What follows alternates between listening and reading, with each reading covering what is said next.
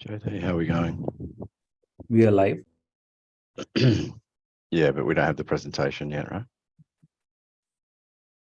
Just got it opening up.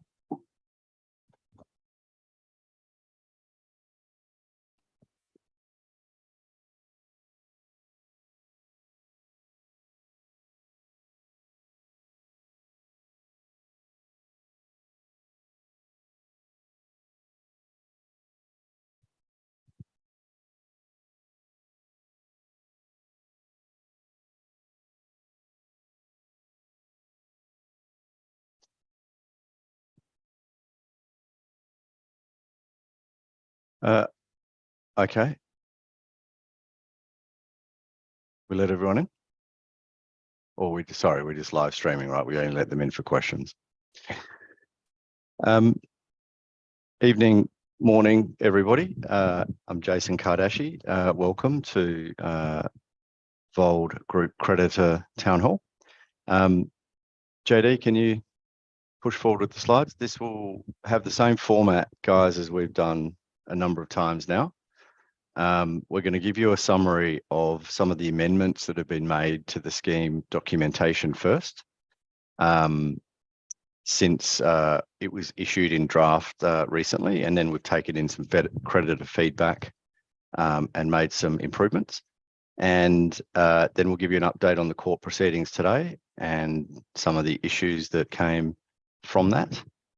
Then we have received some Q&A in advance, which we will address some of the questions from that, and then we'll open it up to you guys to ask direct Q&A. So there's a number of changes to the scheme documents, and these will follow tomorrow or shortly after. In respect of the Indian rupee payments, this has had some focus. There's 2-month timeline allowed now in the scheme within which to make these payments. This is a practical consideration, and I know there's been a lot of focus on why 2 months. Well, there's some real liquidity issues in the Indian market in converting crypto to INR. We have to do it in some stages. 2022, India in its budget implemented a 1% tax deducted at source and 30% capital gains tax on crypto. That severely constricted the available liquidity in the Indian cryptocurrency markets. Two largest, WazirX and CoinDCX, two of the largest exchanges there, they only transact up to about $1 million a day. So we have to allow some time to be able to fully convert at lower volumes in the market, so that we can minimize any potential downward price pressure. It's a practical consideration. If we can do it faster, then we absolutely will. That 2-month timeline, it would dovetail with the same time as with which the first initial RDA and pari passu distributions would be made. But as I said, if we can enable take advantage of better liquidity and convert quicker, then there's no reason why we wouldn't do that, and we can make the payment quicker. There was a number of requests from INR creditors to also have the option to receive a USD linked stablecoin, which would be converted at market prices when they receive it, and that is an option that has now been provided in the scheme. So INR creditors can choose to receive INR payments in IR or a USD linked stablecoin. To address, this is probably the second, one of the biggest issues from the first scheme to where we are now, to address concerns that there was no obligation on Vauld to make the distributions that were contemplated in the scheme. We've now included a mechanism whereby any illiquid asset realizations that exceed $10 million, we have to call an RDA or decide whether we want to call an RDA and distribute those funds via that RDA. If we don't do an RDA, then we have to pay out the money pari passu within 15 business days. To address the issue of if we don't have 10 million, but we have 9.5 million and it's just sitting there, there's no reason for us to sit on those funds. We would also pay them out. We would take 6 monthly intervals. If it doesn't exceed 10 million, then we'll also pay it out pari passu. And the reason that that wouldn't be, an RDA wouldn't be contemplated at that point is because at that amount of available funds, it doesn't really justify an RDA. Next, JD. The creditor representative has been extended substantially also following creditor feedback. So it's no longer restricted to professional firms. Individuals can be nominated by creditors. Those creditors, however, will not be allowed to participate in the RDAs if they are appointed, because they would have knowledge that other creditors do not. That creditor representative doesn't have to be based in Singapore either. Can be based anywhere. I mean, I guess where they're located would have a factor in whether or not they would be suitable. It needs to be, they need to be able to attend practically, but it doesn't have to be in Singapore. Creditors can submit nominations and the credentials of those nominees prior to the scheme vote. There will be then a final list of accepted nominees, which will be published to creditors prior to that scheme vote. And accepted nominees means that Vauld will review the information provided about the nominees and establish whether they meet the criteria and whether they are suitable candidates. So that final nomination list can be voted on at the same time as the scheme. So you'll have visibility as to of the nominees provided, which ones are then on the final list for voting. We will engage with the nominee who gets the most votes and seek to agree acceptable terms with them. If we can't agree terms with that person that gets the most votes, then we would then discuss with the second most votes of the creditor representative. There has to be an exercise where we do agree engagement terms with these people, because they won't have had the opportunity to submit proposals, and cost is a criteria that's important to not just us, but all creditors, and it needs to be on appropriate terms. We've added some mechanisms for the replacement of the creditor's representative in case that person dies or is grossly negligent, or there is fraud, or if he no longer meets any of the criteria that are established for the role. Subject to a special resolution at a scheme creditors meeting for extended inactivity or unresponsiveness, or demonstrates an inability or an unwillingness to act in a balanced manner in good faith for the best interests of all creditors. So in that situation, creditors would need to vote again for another representative. Next, JD. The initial RDA bid price ranges will be adjusted, originally indicated as 30 to 55%. This will be amended on a per token basis to account for the price movement from the 4th of July to the initial RDA. This is important to ensure fairness of participation in the RDA and to minimise arbitrage. It's always been consistent that we can't allow people to look to trade profitably from this. It is just done at prevailing market prices.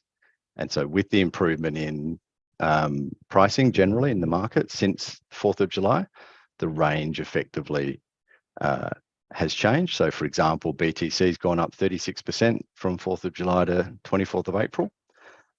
So the token bid range for BTC, as an example now, at today's price, not the RDA price, so we'll reissue this closer to the time, would be 22 to 40%. It's an equivalent USD of the 30 to 55, so the same US dollar range.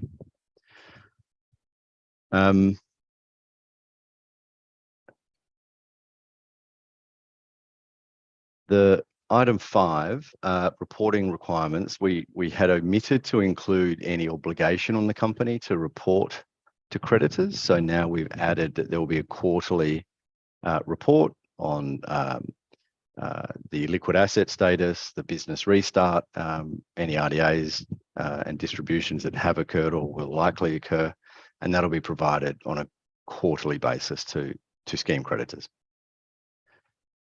Platform loans, specifically for the purposes of calculating approved claims under the scheme, platform loans will be netted off against collateral as of the scheme effective date. So for operational purposes and voting prior to the scheme, an earlier cutoff date, 21st of April, will be used. Next, JD.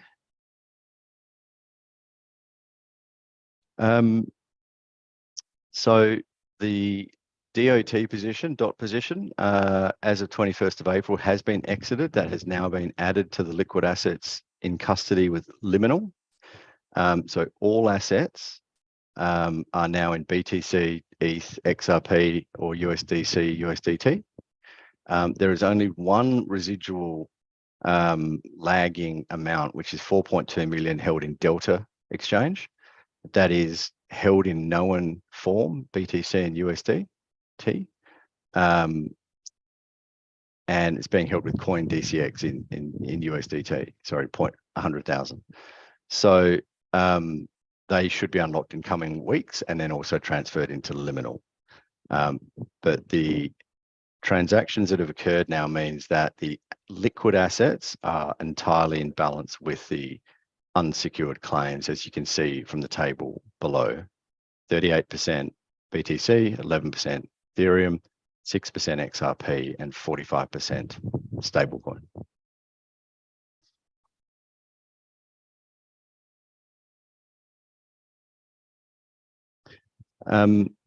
Sheila, shall I throw to you for the update on the court proceedings today?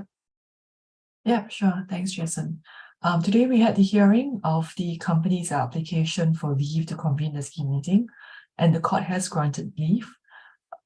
So that means that we will be able to proceed with the notice to call for the scheme meeting that will be issued, and the scheme meeting will then be called by way of an online meeting, and voting will be done electronically as contemplated in scheme protocol. Two things that were raised at the hearing today.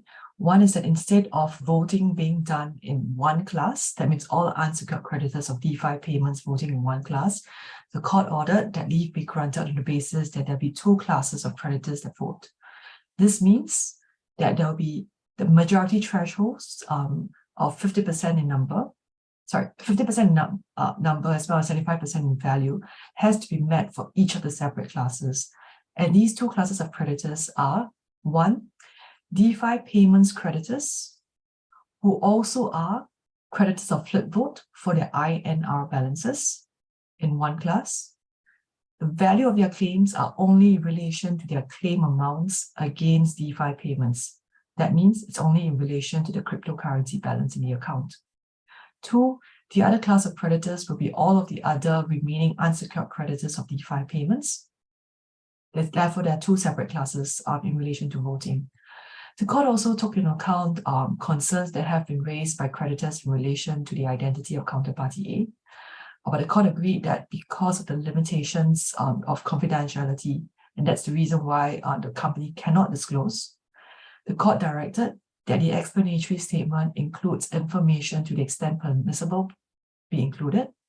So as much information as the company can give, and that has already been given in the course of the last couple of months through the FAQs and the Townhall sessions, they will all be added to the explanatory statement, and this will be highlighted to creditors. Alongside with the leave that's granted for the scheme meeting, the court also granted the moratorium that's sought. So there is a moratorium in place for 4 months from today, all the way to 25th of August. And this is to facilitate the scheme meeting process, the voting process, as well as the application to court for sanction in the event the requisite majority thresholds are met in relation to approval. Back to you, Jason.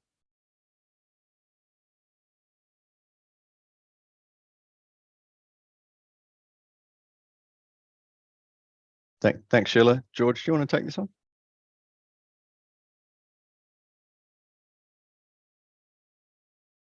Yep, sure.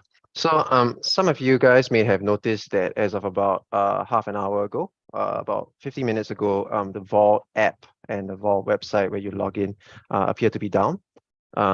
This is a result of a comprehensive status update in respect of updating the Vauld platform, both on the web page and the mobile app, to reflect what we have spoken about a few weeks ago. We are updating the app to reflect for each creditor the token balance in the Vauld accounts as treated under restructuring, which is to say, as at 4th July, where accrued interest, referral bonuses, and other associated benefits post 4th July are waived. So this is expected to this commence about 9 p.m. Singapore time, about half an hour before the commencement of this town hall, and will take approximately 24 hours and be complete about 9 p.m. tomorrow. The Vauld app will not be accessible during this time, both on web and on mobile. This is expected while the update goes live, and this is not a system error. We'll send a further email update to all creditors once the update is live, and you can log back in to check your balances under the restructuring as at 4th July 22. So the key updates will be the token balances to be updated. We also added a separate kind of format in the form of additional tokens to reflect which tokens have been made available for withdrawal.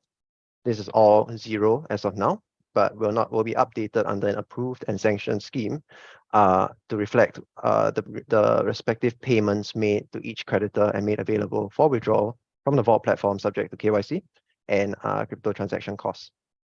Lastly, we have removed most inactive features with only token balances, platform loans, and critical settings retained. So keep a lookout for the further email update, which will be sent out once it's back up sometime tomorrow evening. Back to you, Jason. Thank you. I don't think we propose to go through this again. We went through this last presentation. That there's no change to this timeline now that we have had the hearing today. There's nothing from the hearing that has caused any changes to this presently.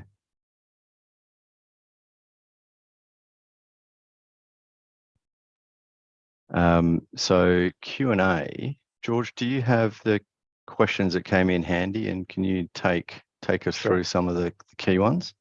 Sure. We'll be addressing pre-submitted questions, which were submitted via the Google Sheets link circulated previously. Then we'll start letting people into the room for live questions. So to start off, there's a question about whether the crypto of investors from India will be fully refunded. If so, when will it be refunded? To clarify, the scheme provides for full INR repayment to INR creditors, but not for crypto. All crypto falls under the scheme. The claims of crypto will be compromised under the scheme, and that will be determined by, and the repayments will be determined by the percentage share of the total scheme debt. Repayments will be through RDAs and pari passu distributions. In terms of timing, as elaborated on earlier, the payment of INR will be complete within 2 months of the scheme effective date. Currently, the scheme effective date is indicatively forecast at the end of June or the start of July, which means by the end of September, INR repayments should be complete. And this dovetails with the full distribution of liquid assets, both via the initial RDA, which is expected in late August, and the subsequent pari passu distribution, which is expected in September. For the remaining recoveries on illiquid assets, this will be subject to the realization timeline for each of these illiquid assets over the course of the 3 years of restructuring. The next question would be whether Vauld can disclose full information about employees and immediate relations who have money locked on their platform, and whether they'll be opting for the RDA. To be clear, we will not be disclosing any information in respect of employees and immediate relations, which we are not disclosing for privacy concerns in respect of these individuals. However, we do have an update, and in that employees of Vauld, having been working for the company and being in receipt of information that the broader creditor body does not have, will be restricted from participating in the RDA. There's also a point of how Darshan, Sanju, and the respective relations have written off claims in the scheme and will not be making any sort of claim in this scheme and receiving any sort of recoveries under this proposed scheme. There's a question about how Vauld is currently getting financed and what is the final date of the scheme implementation.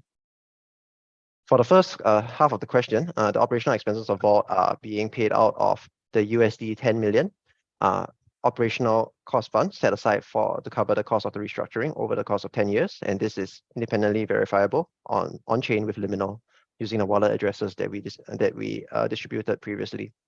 Creditors can log on via blockchain to establish that the funds are there and are being put to work on the expenses of Vauld in the restructuring. As for the date of the scheme implementation, right now we have an indicative date for the end of June. However, this is purely indicative because it's still subject to court timetables for the final hearing to sanction the scheme once it is voted on and approved by creditors. We have many comments in respect of allowing INR creditors to have the flexibility to receive INR payments, not just in INR, but also in USDT or associated USD-linked stable coins. This will be allowed. We have decided to allow INR creditors this flexibility, and they can opt into the default will be for them to receive it in INR into the Indian bank accounts, but they can opt in to receive it in USDT instead, and the conversion will be carried out at market prices. And as a result, the USDT will be credited to their Vault accounts and made available for withdrawal, subject to fulfillment of KYC and any crypto withdrawal transaction fees.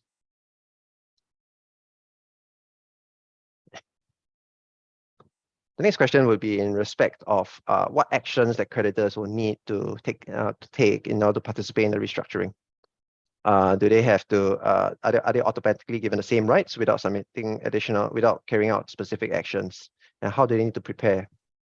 So, for a start, as part of the variation submitted to the court, and approved by the court in it granting leave to the company to carry out the scheme creditors meeting, the company will be generating each scheme creditor's outstanding cryptocurrency balance, which is to be shown on the Vault app and updated tomorrow. This will also be uploaded to the scheme website, where creditors will have to log on, review, and approve their claims. And if they have issues with the claims, they'll have to submit a dispute on the scheme website, which will then be assessed by the independent assessor. To clarify, creditors do not have to submit a proof of debt for token claims as on their Vault accounts. If creditors want to participate in the RDA and exit the restructuring, then they will have to decide how much of their claim to put up for the RDA and the target's percentage recovery subject to the threshold levels determined on a per token basis. Participation in the RDA is of course optional. You do not have to participate if you don't want to.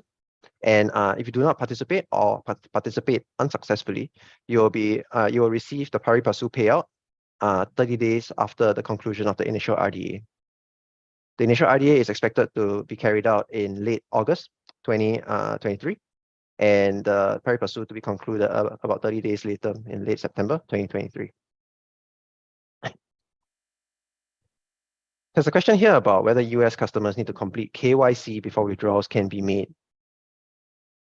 To clarify, all creditors will need to recomplete and refresh their KYC status before withdrawals can be made from the Vault platform. This process will commence shortly and will run parallel to the scheme implementation. And under the scheme, the definition of a payment to creditors would be the unlocking and the unlocking of cryptocurrency balances for withdrawal from their Vault accounts on the platform, which means that you can actually receive payments in your Vault accounts but not be able to withdraw them So please go ahead and complete the KYC once the facility is unlocked, and you can have the opportunity to refresh your KYC.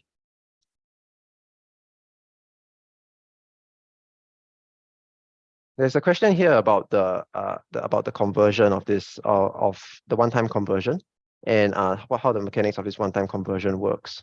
So essentially, for the purposes of the initial RDA, there's a one-time conversion that allows scheme creditors to elect to receive their repayment in one of their in a different token from what they already have in their Vault accounts.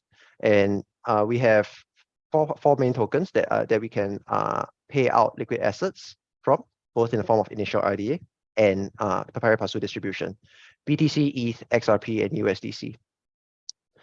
Creditors who already have Vault accounts denominated in BTC, ETH, XRP, or USDC do not have to undergo the conversion. They can opt for it and convert within these four tokens, of course, but they're not forced to. However, there is a long tail of altcoins that will be converted to USDC, and this is to streamline operations because it is operationally intensive and costly to sustain the ability to make payments in some 270 altcoins. This conversion will be done and calculated at prevailing market prices, and for the purposes of calculating RDA distributions at the latest initial RDA prices. Please note that this is not a conversion of claim. Your claim remains under the scheme, denominated in USD, fixed at 4th July 2022 prices and token balances. Sorry, it's fixed at USD from as a result of the 4th July 2022 prices and token balances, and will not increase or decrease as a result of this conversion. There's a question here about how we can withdraw how we can make withdrawals from liquid and illiquid assets. So broadly, the earliest you can actually receive, the earliest a crypto creditor of DeFi payments can receive repayments on their crypto balances and claims would be whether they participate successfully in the RDA or not. If they do participate successfully in the RDA, they'll be exiting the RDA upon the receipt of your RDA payout, and this will be sometime in late August. Now, if you are not successful in the participation in the RDA, then you get the pari passu distribution approximately 30 days later, in late September. If you are one of the INR creditors that also holds crypto, you'll be receiving your INR payouts in your choice of INR or USD linked stablecoin by the end of September 22.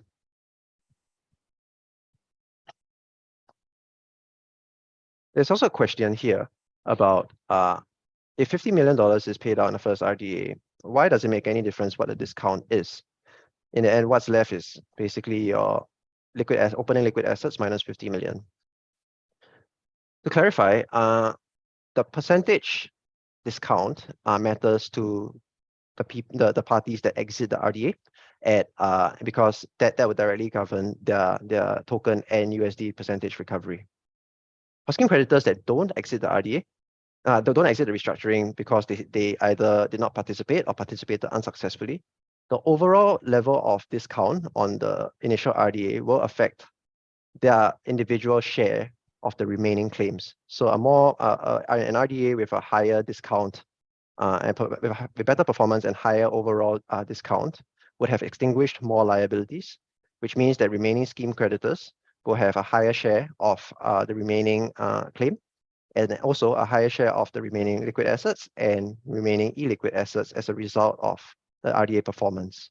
If the RDA did not perform as well, then that percentage will come down.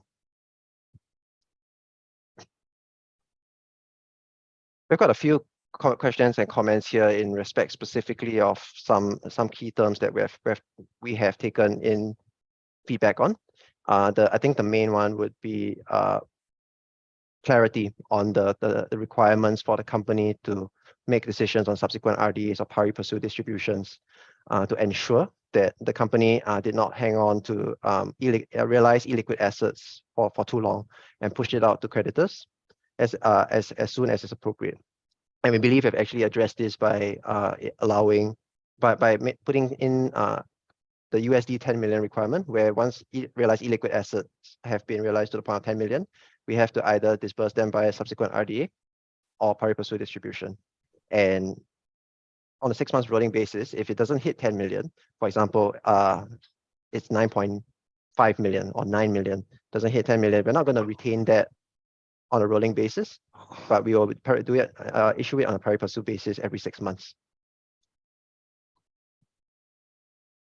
Some further comments as well in respect of the creditor representative process. We have fleshed it out in more detail. We have also opened it up to allow creditors to be not just chosen from professional firms, but also from individual creditors from the creditor pool, so long as the individual creditors demonstrate the adherence to the key criteria to carry out the role in an effective and balanced manner.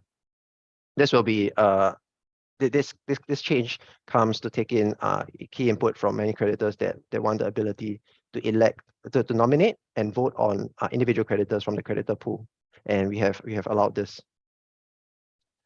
There's also a key matter of providing clarity on when creditors can submit nominations and when creditors will be able to see the list that they will vote on. And in our view, it's essential that creditors be able to submit their nominations and understand who they'll be ultimately voting on before they vote on the scheme, so that they can vote on the scheme, knowing that they are also given the opportunity to vote on a choice of creditors that were put forward by the creditor body. And this has been addressed. Once the notice goes out from the company, which is expected sometime later this week, creditors will be allowed to submit nominations for their choice of creditor representative. Please note that when you submit nominations for choice of creditor representative, you will need to provide either a link to a publicly available source for credentials, or you have to upload a file and provide a file that outlines the credentials in the form of a CV or resume, so that we are able to assess this particular nominee's ability to carry out the role and before adding them to the final nomination list.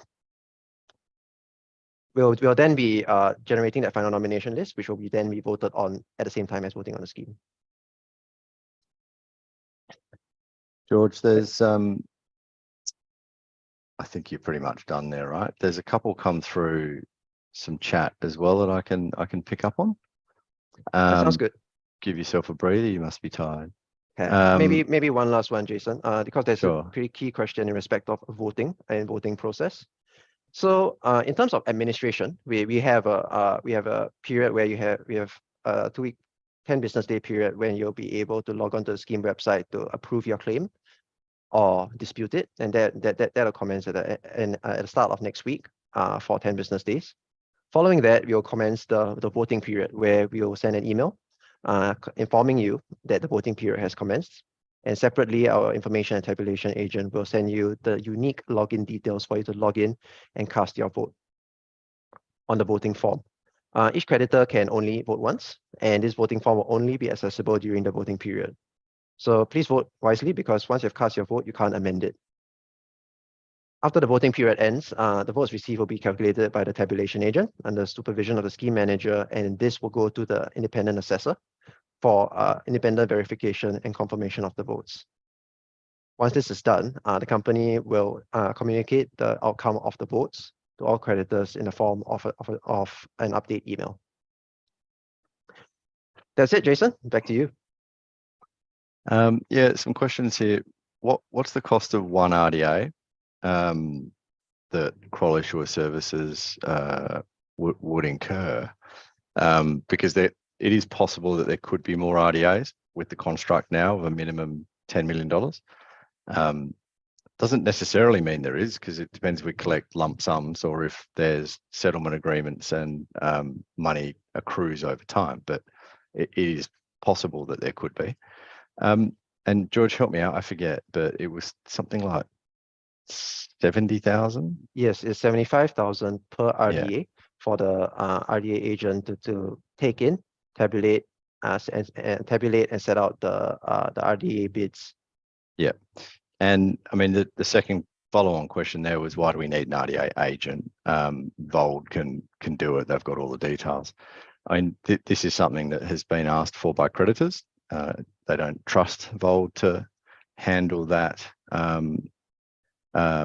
properly. And so in order to bridge that trust gap, we have engaged Kroll Issuer Services to do that. And even after having done that, there's still people out there that think because it's Kroll, we can't trust that either. Kroll Issuer Services is a business unit of Kroll, 100% separate to us. It has the same ownership. It is been in business for 20 years, but it was known as Lucid Issuer Services until it was acquired by Kroll 2 years ago. It's the #1 issuer business in Europe for the last 10 consecutive years. It is authorised and regulated by the Financial Conduct Authority in the UK, and they've done more than 2,500 deals across many, many different markets. It is a very large and respected, regulated, trustworthy organisation. Then the scheme manager should be elected for 2 years. Otherwise, he's got a job for life. Well, I think the scheme manager's job is there as long as the scheme endures. Effectively, it's the function of the scheme manager to oversee the implementation and execution of the scheme. So as long as the scheme is there, the scheme manager needs to be there. At the moment, the scheme proposal is 3 years. It could well be shorter if these illiquid assets are collected in a short time frame, which we all hope is the case. If it is, then that role would cease at the same time. There's a request for what that manager's annual cost will be. That has already been provided. A detailed breakdown of the costs of the scheme manager and all these other costs was provided many, many weeks ago. I think, George, it was $15,000 per month is the current $10,000 per month. Then there was a question here with the scheme stuff. This is for you mostly, Sheila. Only INR holders who also hold cryptos will be paid their INR claims. If you only hold INR, then the INR claim won't be paid. Is this true? I've already answered that person in the chat and said no. But just for you to confirm. Yes, that's right.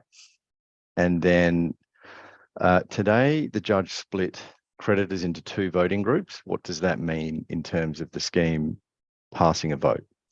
The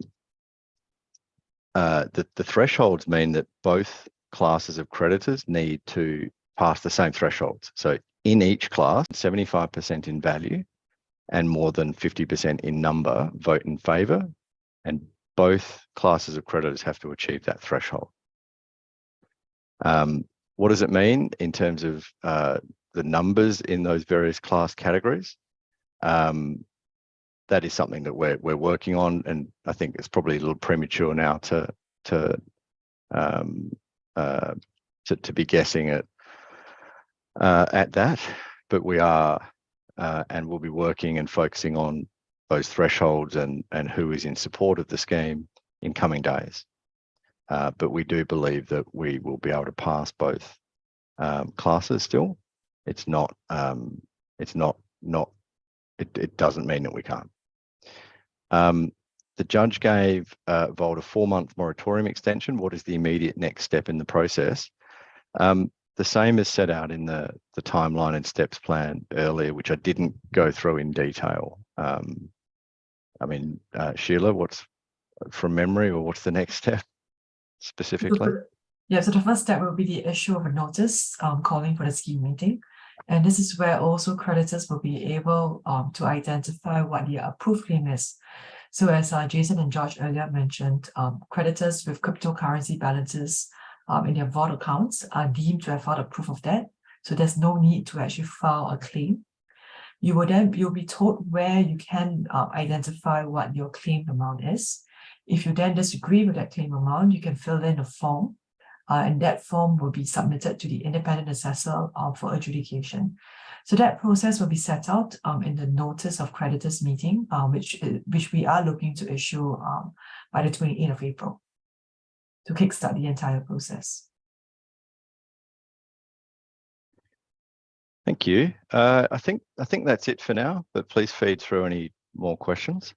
And let's open it up now for the creditors that are present here to open questions.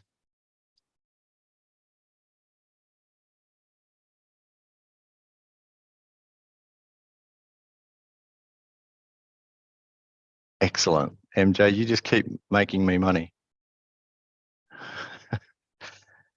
First person in every time. How are you today?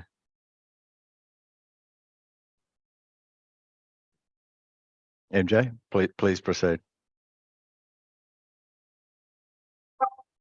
Hi, good morning. Couple of quick questions I have.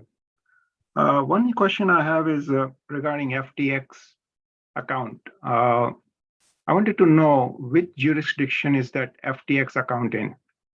I know, I mean, what I meant was as part of the FTX bankruptcy, which legal entity owes money to Vauld?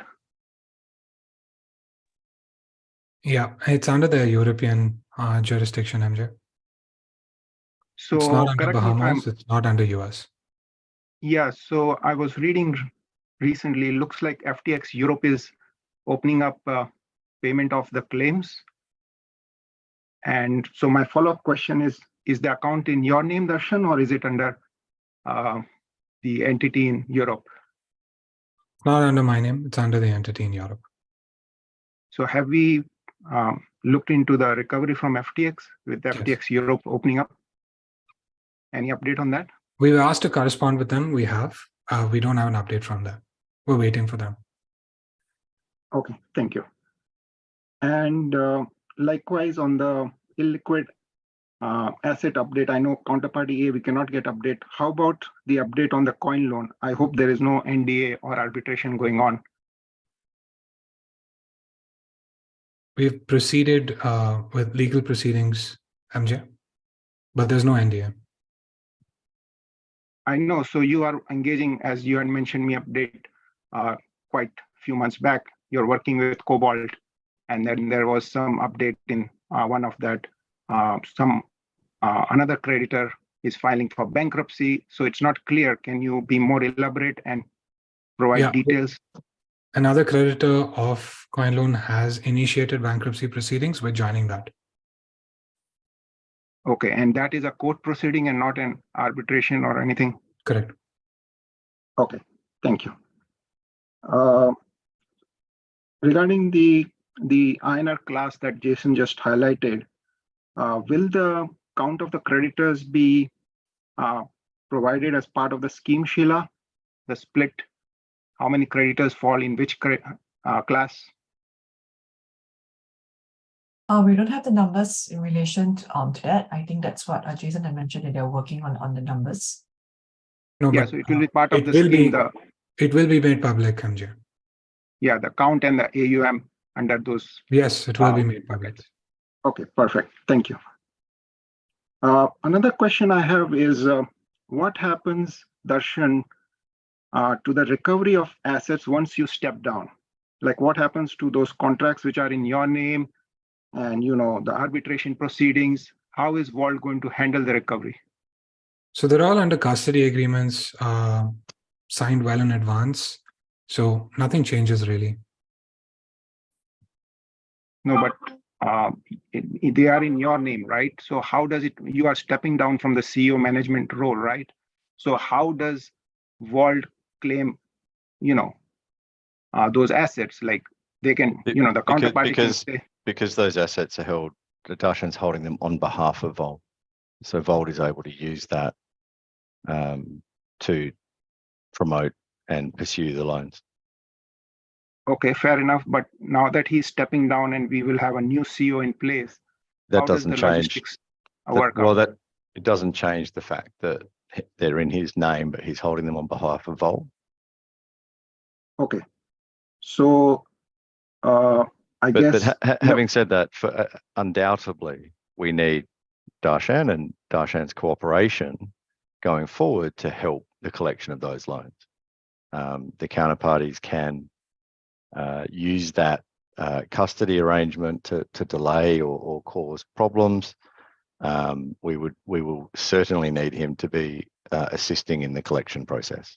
And as he has said at every opportunity, he's more than happy to do so, whether he's CEO or not.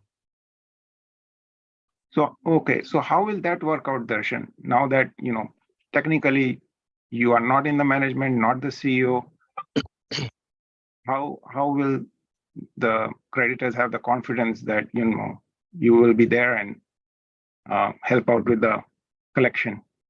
Because there are contracts in place, right? That ensure that I do.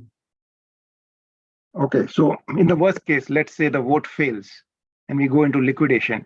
Will that same situation apply? You will be obliged to MJ, I've cooperate? answered this question at least 5 times to you. Many times. To you in particular, of course it applies. They're not my assets, they're Vauld creditor assets, and they will be returned to all creditors. Okay. I have never asked you in the past, Darshan, that question. Yeah, that's just but not I'm true, but sure. No, I've not asked this particular question. I'm honest about. This is the Okay. first time asking. Okay. Okay. You may have answered it, but I'm just asking on my behalf. Any other questions, MJ? Yeah, a couple of quick ones. What about, once the bids for the ID are successful, right? Will those successful bids be also published on the website, just like the claims are going to be published, so that the creditors can check that, yes, those bids were correctly, approved, and they were not disadvantageously rejected?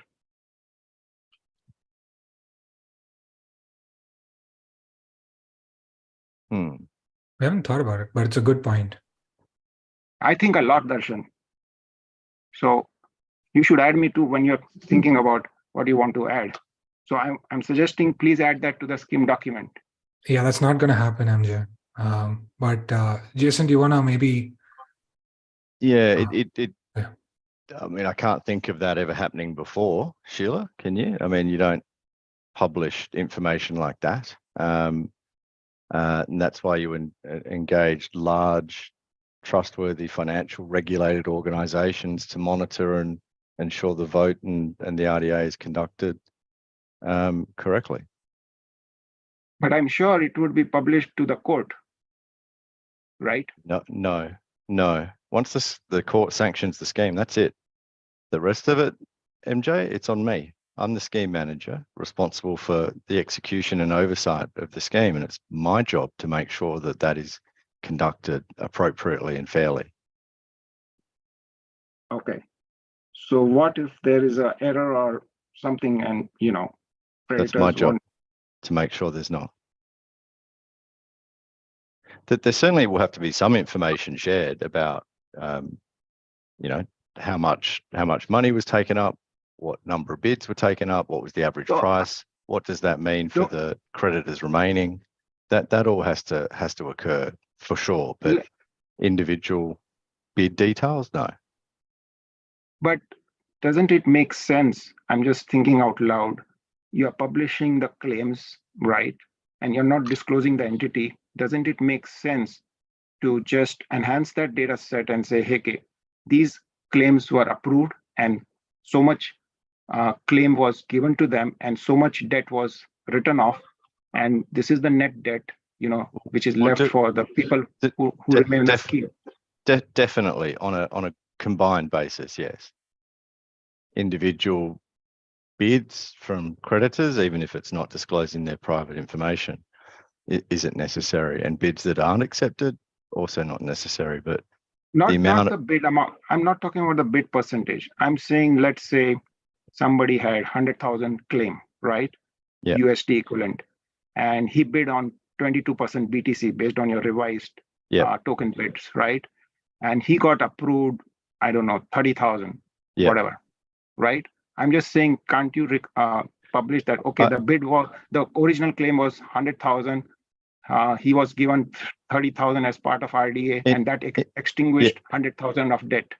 Yeah, sure. Look, I think in relation to that creditor, information can be provided directly to that creditor to explain why it was partially accepted, etc., or why it was rejected. So if creditors have questions or concerns, they certainly can submit them, and there can be a process there of some level of disclosure to that creditor to explain what happened and why they were accepted or why they weren't, etc.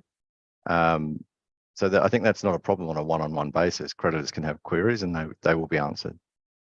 But it's not something you just publish. There's no need for that. Okay. One follow-up question I had regarding that change that you have made regarding the 10 million threshold on the recoveries. What's the rationale for the 6-month wait period? Why can't it be done within 30 days? No, the 6 months is there. So 10 million, once we get 10 million, we have to decide whether we're going to do an RDA.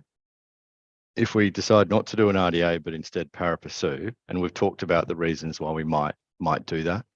It might be because we expect, more money coming in soon and to hold it to do that. But the reason is if we've got 9.5 million there and we're not getting another collection in, it's below the 10 million threshold. There's no reason for us just to sit on that money. Yeah, I got that, Jason. My point is, why wait for 6 months? My point is, why not sooner in 30 days? Every 30 days, we check and just pay money out to creditors? Yeah. Because it costs money to do that every time. And you wanted to control costs. So it's not free just to do that. It's an exercise that you have to go through.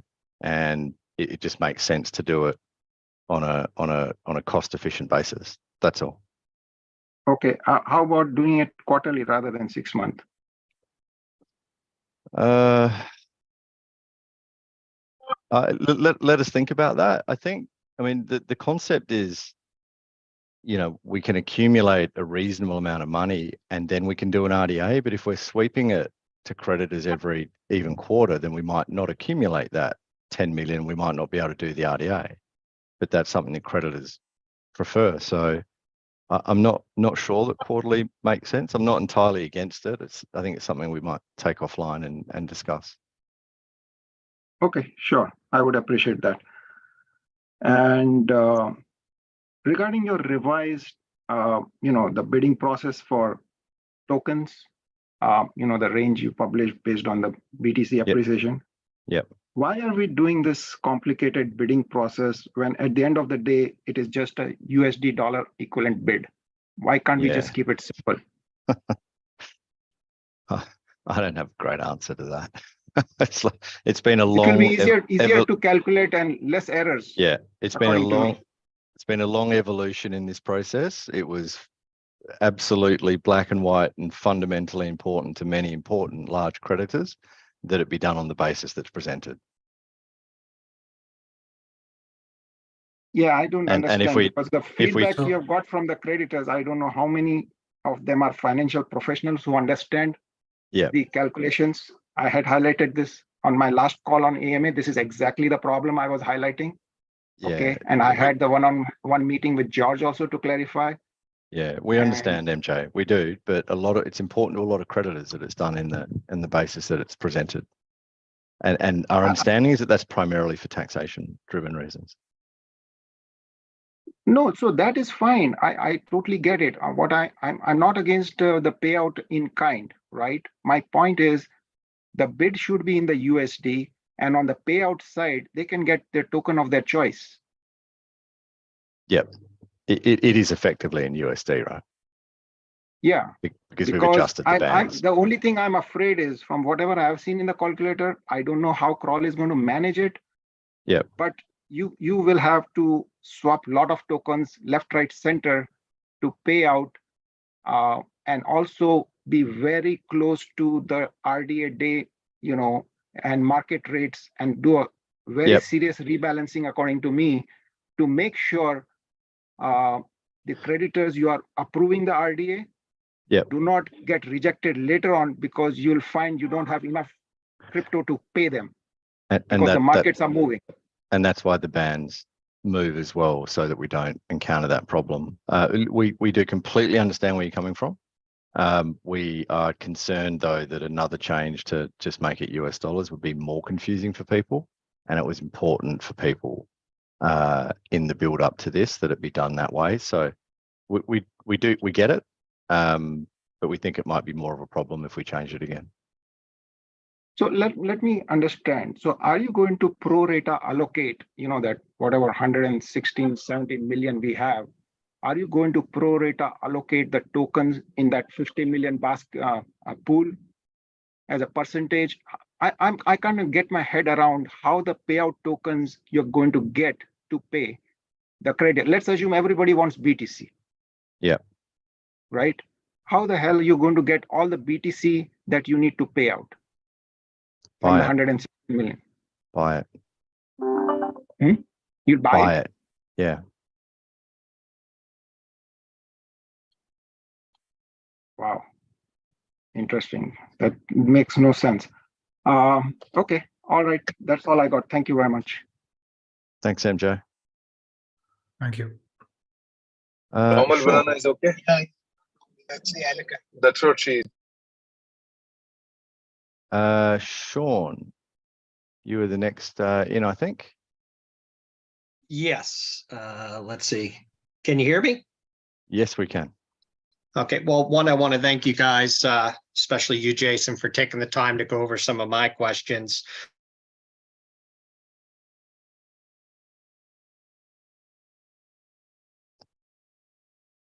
We just lost you, Sean.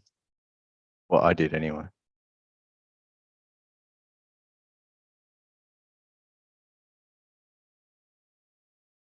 Is that the same for the others? We can't hear you, Sean. Yeah, that's right.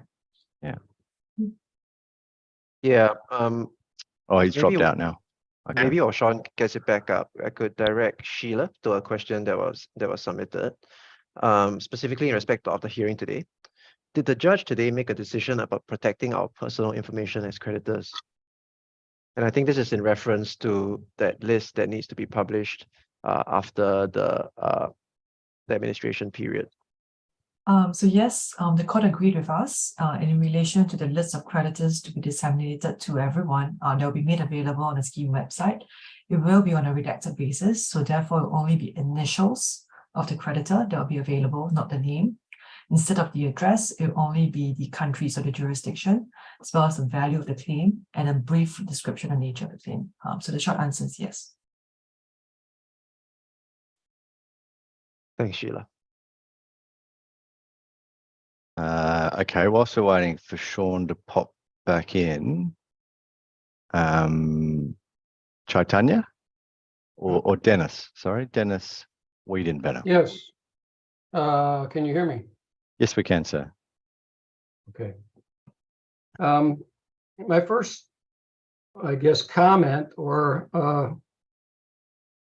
anyway, the RDA informal vote that you took back in February, I would submit that that's no longer valid. I've seen a lot of people on the social media, on the Telegram channel that have moved from liking the RDA to not liking it. And I would submit that we should have another vote when you do the vote for the scheme and for the representative, that you have a yes or no vote on the RDA as well. Because I think that it would be, I don't like the RDA. It's forcing me to do something I don't want to have to do, and that is take a risk of losing out on future payouts. So that's just one submission that I would like to make. Sure, Dennis. And maybe if I just respond to that, I think there's two things. One, you don't have to take up the RDA, and then you don't Well, lose I out. understand that. That's In fact, yeah. you benefit, right? Yeah, I understand that, all that stuff. I'm just saying the RDA. The RDA is not favorable anymore to most creditors, I believe. Well, Dennis, I think, sorry, just the other part. Wasn't in the first place from the numbers you had, so. Dennis, the RDA can't be, the scheme can't be done as a tick this box or tick that box. We're putting a proposal and you vote in favour or against. So that suggestion's not workable. But what I would suggest is if creditors don't like the RDA, then we would simply get zero participation, right? If creditors don't want it, they don't have to take it up. That 50 million Well, is obviously, a there would be a zero. percentage, there would be a percentage of them that do want it, but I think it's very small at this point. Yeah, perhaps, and then it's not a big issue, right? Big issue for me. Also, when you post the amount of our claims on the Vauld website, will the claim history still be available so that we can verify? We can go back and look at the claim history as we did earlier to verify. Otherwise, there's no way for us to know or verify that claim that you're saying is our claim. Hi, Dennis. Yep, my understanding is that there will be a transaction log that will be retained in the app. So the app you will have your token balances. If you have any platform loans, you will have that module as well, and you will also have a transaction log which will show basically transactions up to date, but with a note that your accrued interest, referral bonuses, and associated benefits from 4th July up to present will be waived under the restructuring. Okay, thank you. That answers that question.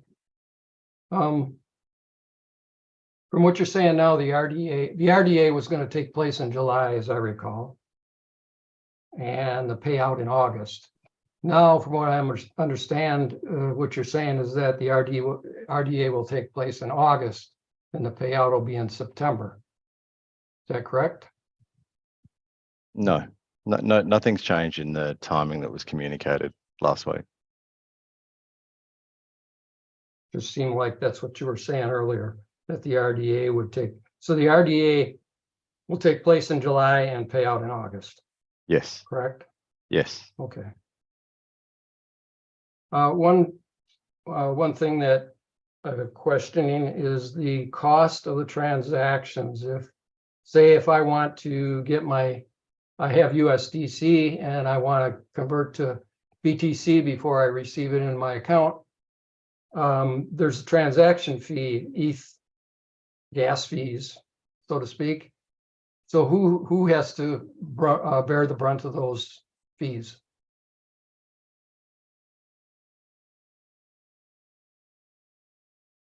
Maybe I can take that, Dennis. Let's say you choose to convert USDC to Bitcoin.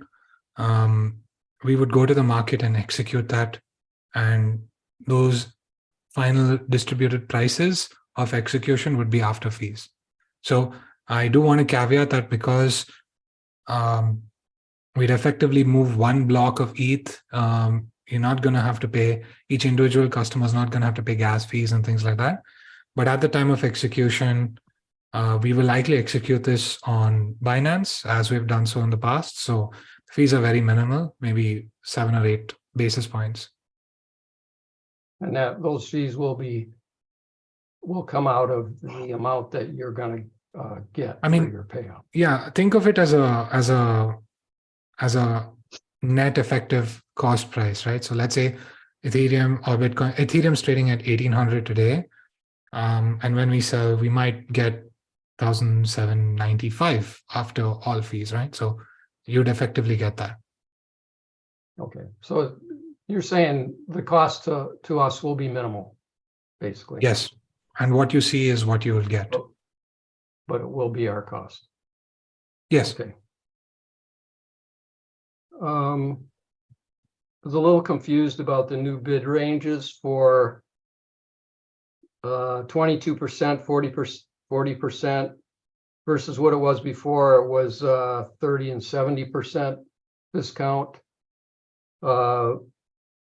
And I'm thinking that what you're saying is that if you choose to bid in BTC instead of bid in USD, your bid is going to be between 20 and 40%, 22% and 40% discount. Whereas if you're bidding against your USDC, it'll still be 70% or 30 to 55%. That's correct, Dennis. Yep. Okay. You mentioned that there's engagement terms for the rep. When you choose, there's a vote Mm. and a rep is chosen. Yep. What are those engagement terms like? I mean, can you give me Money. an idea what you're talking? Um, Okay, money. So you're saying that that person may require Yeah, a we don't know. salary. Yeah, we don't know, right? Some Okay. people have said they'll do it for free, but the person that gets the most votes then has the leverage of that position to say, please pay me $50,000 a month or first Right. class air tickets to Singapore. Well, we don't know, right? So we need to agree reasonable commercial terms with that party. Okay. A while back, you mentioned you were trying to reduce the burn. It was like at $367,000, and I saw. I mean, I don't know if I saw it on the Ask Vauld on the Telegram channel or it was in one of your documents, but it sounded like you were trying to reduce that down almost half. So were you successful at reducing it or going forward? Yeah, we anticipate the expenses to be even more significantly shrunk. We've estimated about 100,000 of a month, if I remember correctly. But I think we've also outlined this in the doc on what the scaled down expenses would look like. Okay, because that would be appreciated. Yes. That's all I have. Questions and comments. Thank you very much for your time. Great. Thank you, Dennis. Okay, Chaitanya.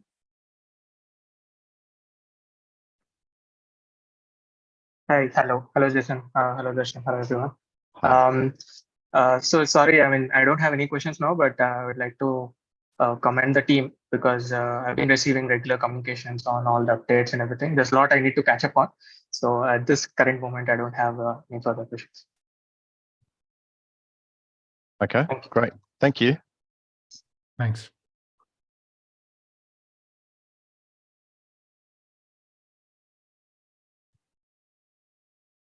Okay. Sean, you're back. Okay. Yeah, just a lot of the questions answered. I think the one was about transaction fees. Again, I didn't hear all what was answered before, but the transaction fees, is it going to be limited to gas fees when we pull our funds off the Vauld platform, or is there any other fees that might be applied to us when we pull our funds off of Vauld? Sorry, Darshan, I can was you? on mute. Yeah. It's strictly going to be the gas fee, Sean. Okay, great, excellent. And then the only other recommendation I could make, and I harped on this a lot, is, you know, it seems like there's some hidden requirements. We don't know all the requirements for the creditor's representative. It's more or less we get to nominate, then it goes to Vauld and Kroll to see what person, what background or what criteria that meets their needs. I think it just might be easier to just say, you know, yes, you can have screening of the creditors and nominees, but maybe commit to the creditors that the representative will 100% be filled by a creditor, you know, and then that way we assure, because I think some people fear we nominate 4 or 5 really good candidates from the creditors rep, and then all of a sudden, you know, we get some outside sources, professional firms in Singapore, and our creditors that we nominated are wiped out. So I think just an easy way around it is just to, you know, commit to, hey, this creditor representative is actually going to be simple. It's going to be filled by a creditor. I mean, supposedly we've got 150,000 creditors. I'm sure, you know, maybe, you know, we got 10 or 20 being conservative that would, you know, have the ability, you know, to show up at the meetings, to be open-minded, to be fair. And I mean, just speaking for myself as a creditor, I think it would be a conflict of interest to pay a creditor to fill this role. There should be no gain from it. I think any creditor that wants to nominate or be put up for this position shouldn't be compensated. only if there's an expense to go to an actual meeting in purpose, in person. But outside of that, I just don't think there should be compensation for a creditor's representation, just like there was no compensation to be on the COC. We hear you, Sean. I mean, we think it's fair to not restrict it to only creditors. You know, there are some very credible, respected firms there that can do a perfectly good job. Creditors get to choose, right? If they want to vote for creditors and not vote for the firms, then that's absolutely their choice, right? So I don't think it's, in the interest of fairness, it's appropriate to include firms as well who we know can do a good job. That there's some uncertainty in respect of, you know, what creditors and who are they are put up, but let's receive them and they can be evaluated and then included in the list and put for a vote. I mean, you know, a lot of people, like you would hope that some of the better candidates are gainfully employed, for example. So I take your point about doing it for the greater good and not wanting money, but there's going to be time and commitment required. They're going to need to be available at quarterly board meetings and, you know, on a Friday or a Thursday or something. And, you know, everybody's got other jobs, right? So, you know, it's certainly not unreasonable. I wouldn't hold it against people if excellent candidates came forward, but they required some compensation. I think it's still okay. Yeah, that's a point. Okay, well, listen, I appreciate your time. Thank you, Thanks, guys. Sean. Cheers. Thank you. Anonymous user. You're up. Hello, Walton. Thanks for the Q&A. I do have a question regarding the restructuring plan, actually. So let me give you a brief scenario, so that would be easy for the question. That let's suppose if I've entered in the Vault in 2021 with, let's suppose $100 in USD values, splitted across multiple different currencies I've invested in. And till 4th of July, let's suppose, based on the API which I was getting, I secured up to 120 in terms of USD value. So if I stick to the restructuring plan until the end of 2026, it says that creditors will get up to 100% of their claim, and in the bracket it says 142%. So what does it mean? Is it based on the USD value which I would be getting, or also the actual means token amount terms? And what does 142% means in bracket? George, this is all you. I didn't quite catch all of that. I'm not sure if you did. Yeah, I think the 142, whatever's in bracket is a USD recovery percentage. If you could repeat the numbers, Okay. I can get your confirmation. So let's suppose I've invested $100, split it across multiple different currency in 2021, until 4th of July, because everything is being taken considered based on 4th of July, I think, 2022. So until then, I have acquired $120 worth of cryptocurrencies based on the interest which I was getting from Vault. So if let's suppose if until now it turned out to be $130 based on the means total interest which I have acquired till now, as I am seeing in the Vault app. So if I stick till 2026, end of 2026, how much amount I would be getting? Means would it also include that post 2023, whatever API I was acquiring also? Oh, you're asking specifically in respect of interest accruing on your existing balance? Yes, interest acquiring also, or would it be stuck till 4th of July? Whatever amount would be there, I will be getting only that. In respect of your claim, the interest will be accrued up to 4th of July, and any interest after 4th of July will be waived, and there will be no interest going forward under the restructuring. Okay, got it. And what's about the 142%? Is it 100% or 142? What does it mean?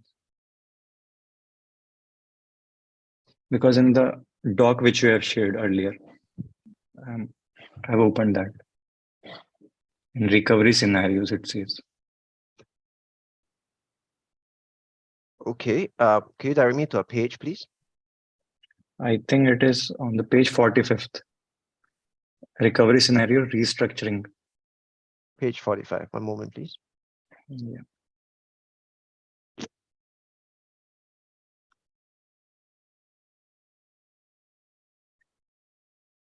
To confirm which document are you referring to? Are you referring to the affidavit that we filed, the one with the explanatory statement and scheme document? I would name that. It's a Vault creditor virtual town hall meeting slides. 9th of February. 9th of February. I think that's pretty far back. Give me one moment, please. Yeah. Or maybe we can pick this one up offline directly. Yeah, I think that makes more sense. If you could just drop us an email, we'll be happy to address your questions. Okay, no problem. Just I want to confirm that, is it based on the USD value, not the crypto value actually? In respect of all analysis when it comes to the modeling, the key overriding assumption is that there's no price movement, which means that on a token and on a crypto basis, it is exactly the same recovery percentage. Okay, got it. And would it also include the claim, means airdrop also, if the Vault launches its token? Or is it separate? Any recoveries from the launch of the new business, net profits from new business, and or the launch of the token will be considered separate to the recoveries that you see in the modeling. Okay, got it. That's all. Thank you. Manish?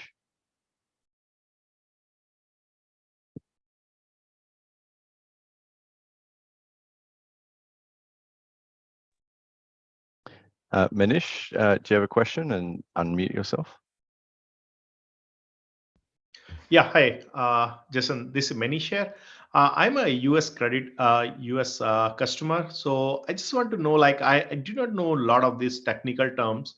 Is there a simple like 1 page or 2 page documentation, like how much I'll be getting as part of this RDA versus if I don't participate, how much return I'll get? Something like that. George, is it one of the presentations?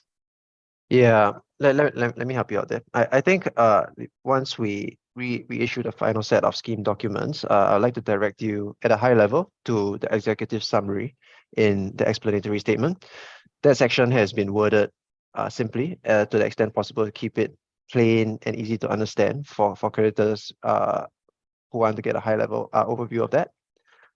Then after that, if you need more detail in respect of how these various steps are carried out, you can proceed to the body of the explanatory statement.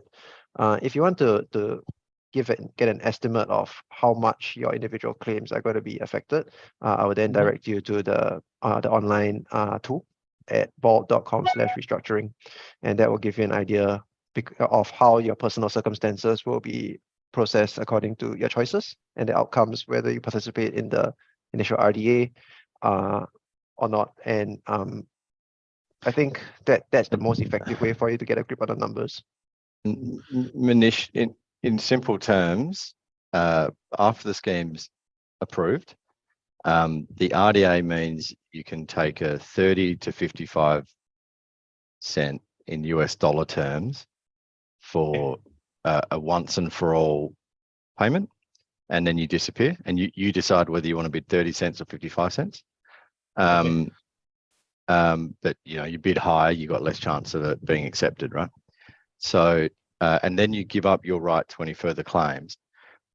The people that stay, the value of the liquid assets today is 36%. The people that stay will get something less than that, because the RDA people should take a little bit more than that. That's the whole idea. So let's say the people that don't participate in the RDA, shortly after that in August, will be paid out the remaining funds that are available. And that'll probably be 25 to 30 cents. And then those same people you'll just sit around for the next few years whilst we run around madly trying to collect in 3 major assets, loans, to 3 different parties. When we collect them, we'll pay them out. And so if you stay for the 3 years, because some people exit at the start and they don't participate later, you get a larger share of whatever comes later. But the risk is that we might not collect those loans. There's some risk and uncertainty in relation to that. Okay. So if I participate in RDA, then I'll be getting around like 30 to 50% of my value, right? That's right. And if I do not, then you are saying I could get more, or I could get less, depending on how much you recover. You'll definitely get something quickly. Like you'll get the remaining 65 million or more that's available, and that'll be paid out. And that'll be, depends on the pricing of the RDA, if it's 30 or if it's 55. But let's assume it was in the middle somewhere. Then you would receive a 25% dividend. And then you have to wait for these other collections over the next period of time. But then you'll get more if they're collected. So if I participate in RDA and I got rejected, I lose my claim, or I can? No. You collect the 25 cents and you wait for the other collections. As and when we get them, we'll pay them out to you. If we collect everything that we are supposed to, all of the loans in full, then you effectively get 100 cents back. So there is still chances I can get my full money back over the course of time, right? Correct. In fact, you can potentially get much more. In US dollar terms, you can get benefit from the crypto appreciation in that time, but also if the full RDA is taken up at a low price, then you get a bigger share of what comes later. And then if we do another RDA with the monies that we receive later and more people exit, then you keep getting a bigger share of whatever we collect later. So yes, you can get back 100, you can get back more than that potentially, but all of that relies upon us being successfully collecting the 3 major loans that are due to us.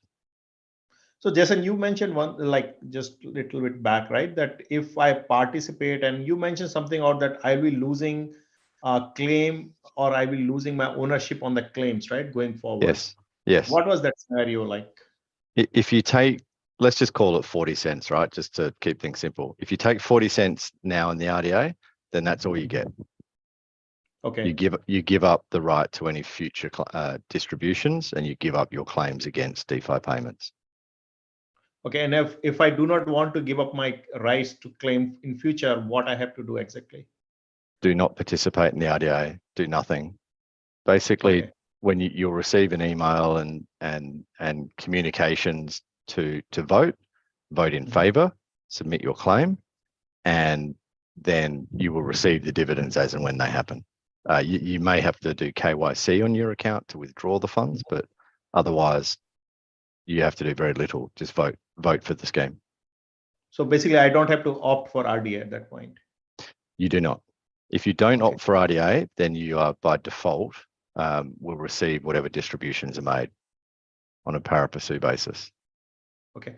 Just last thing, Jason. Like I heard that you are taking the 4th of July last year, right? Whatever the value of the cryptos was, but there is an appreciation now, like in 1 year. So are we getting benefit out of those appreciation or not? Yes, absolutely. And what do you hold, Manish? I have BTC, and majorly is the USDT. Okay. There's a bit of a debate about this one, but the portfolio from 4th of June to recently in February was primarily crypto, and therefore it benefited from the appreciation. And recently the portfolio was balanced because the creditors' claims are about half USD T and or C and half crypto. And now the portfolio is balanced, so it moves in line with creditor claims. But the full benefit of that appreciation is being passed on to all creditors. So the value of the liquid assets now is 115 million or thereabouts. It was lower than that in June by about 35%. So yeah. So my understanding, Jason, was like the USDT is more secure compared to crypto because they are not influenced by the market, right? It's always 1-to-1. So is it like my 70% of the claim is against USDT? So will I be getting any benefit out of this, or they will be considered as part of, as similar to BTC or ETH, like that?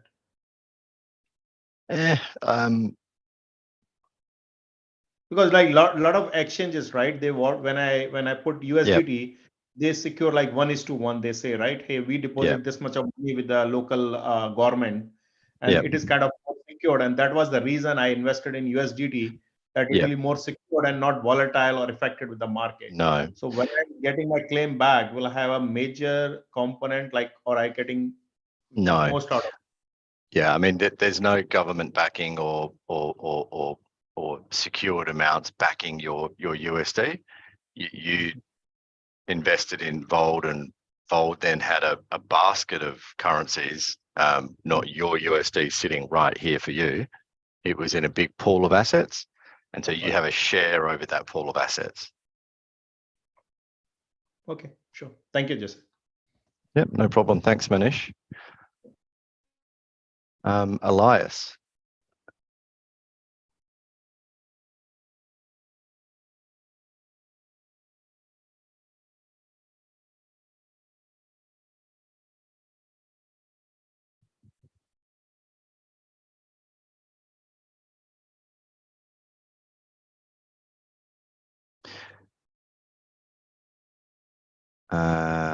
Okay, there's a couple of people there. I've got a question in the chat here whilst we're just waiting for these people to come in. If we do partial RDAs, then we would have the right to claim for future claims. Can you please clarify? If you did half your claim in the RDA and half stayed, well, you'd be able to participate for the half that stays. The first half, you get the benefit of the higher price in the RDA, and you write off half your claim. Ken Sims or Ashwanth Kaku?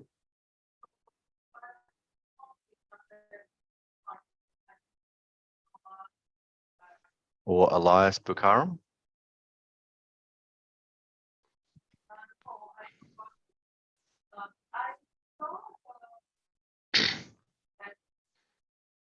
And Mittal.